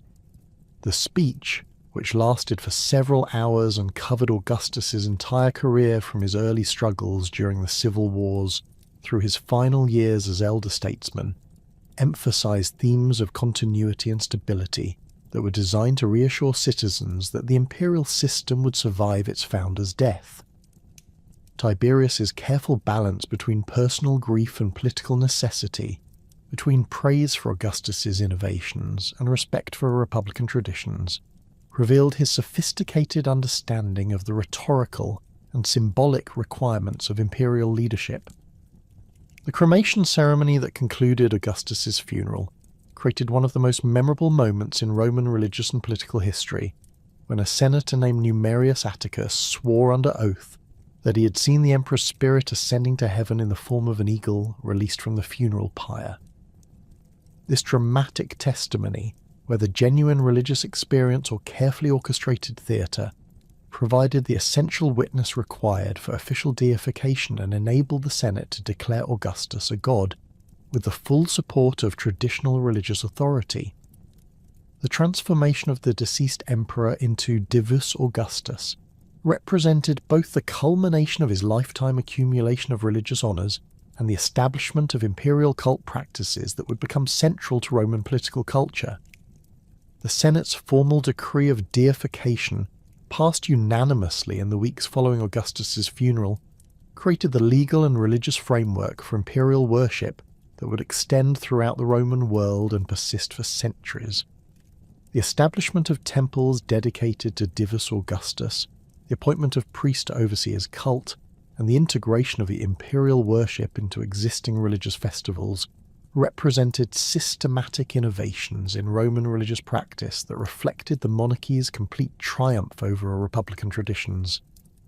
These institutional changes, implemented with the same attention to detail that had characterized Augustus's governmental reforms, ensured that future emperors would inherit not only political authority, but also religious status that elevated them above ordinary mortals. The immediate impact of Augustus's reign on Roman governmental structures became apparent as Tiberius assumed imperial responsibilities and discovered both the strengths and limitations of the system he had inherited. The professional bureaucracy that Augustus had created, staffed by freedmen and equestrians who possessed technical expertise rather than aristocratic connections, proved capable of maintaining administrative continuity during the transition period, while the military command structures that linked imperial authority to legionary loyalty ensured that potential rivals could not challenge Tiberius's succession.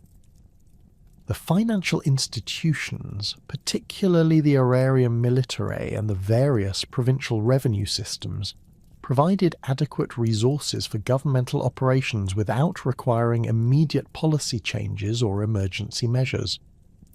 The constitutional arrangements that Augustus had developed through decades of careful experimentation and gradual modification created a framework for imperial authority that could accommodate different personalities and leadership styles while maintaining essential continuity in governmental functions.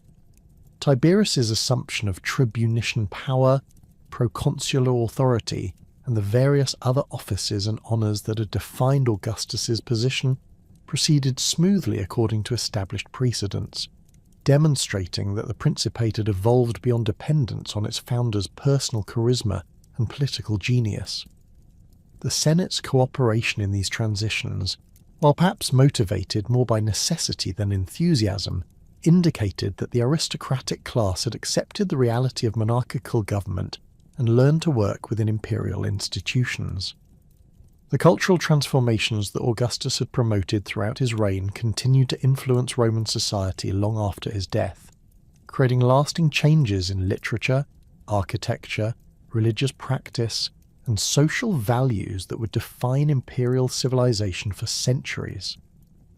The poets who had flourished under his patronage, Virgil, Horace, Ovid, and their contemporaries, had established literary standards and thematic concerns that would guide subsequent generations of writers, while the architectural innovations visible throughout Rome and the provinces provided models for urban development and monumental construction that would spread Roman cultural influence to the remotest corners of the empire.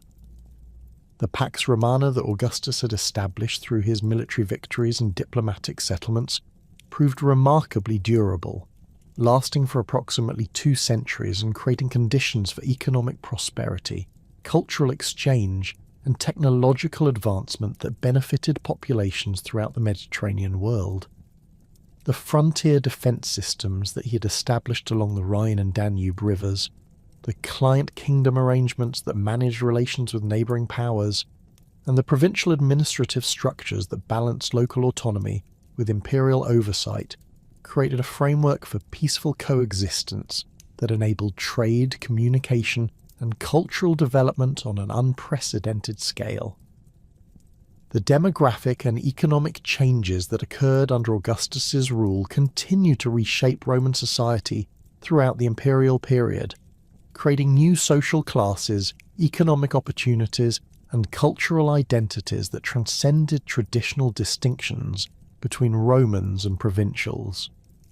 The expansion of citizenship, the development of professional military careers, the growth of commercial networks, and the urbanization of previously rural regions established patterns of development that would characterize the Roman world for centuries. The legal innovations that Augustus had promoted, particularly in areas of family law, property rights, and commercial regulation, provided frameworks for social organization that would influence European legal development long after the empire's collapse. The religious and ideological foundations that Augustus had established for imperial authority proved equally enduring, creating concepts of divine sanction, dynastic legitimacy, and imperial responsibility that would guide Roman political culture throughout its history.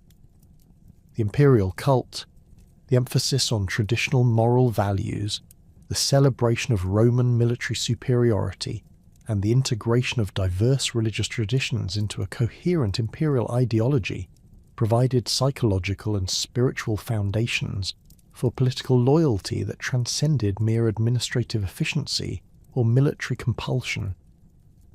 These cultural innovations enabled the Roman Empire to maintain cohesion and stability across vast territories and diverse populations in ways that purely coercive systems could never have achieved.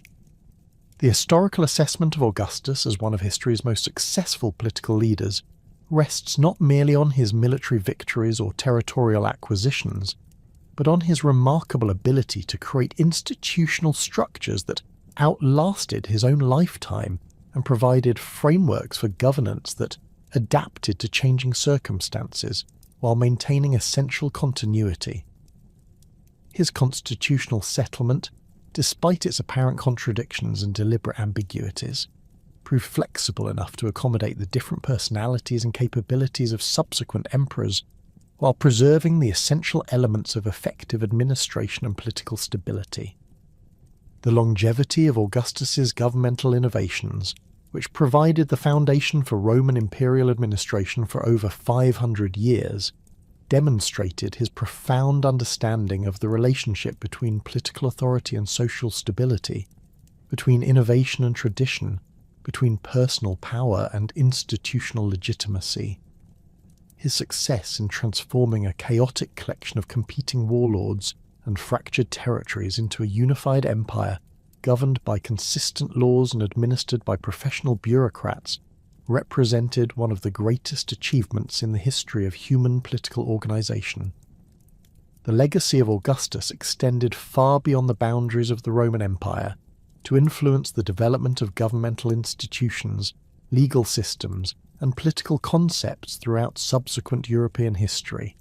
The principles of imperial administration that he established, the legal frameworks that he promoted, and the cultural values that he championed provided models for later rulers and political theorists who sought to create stable, effective governmental systems capable of managing complex societies and diverse populations.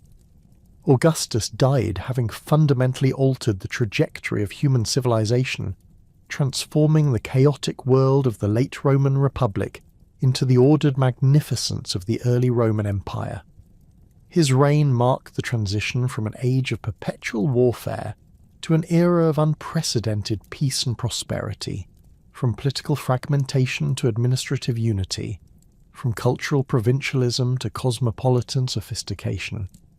The boy who had inherited Caesar's name and ambitions became the man who created the governmental, military, and cultural foundations upon which one of history's greatest civilizations would flourish for centuries to come.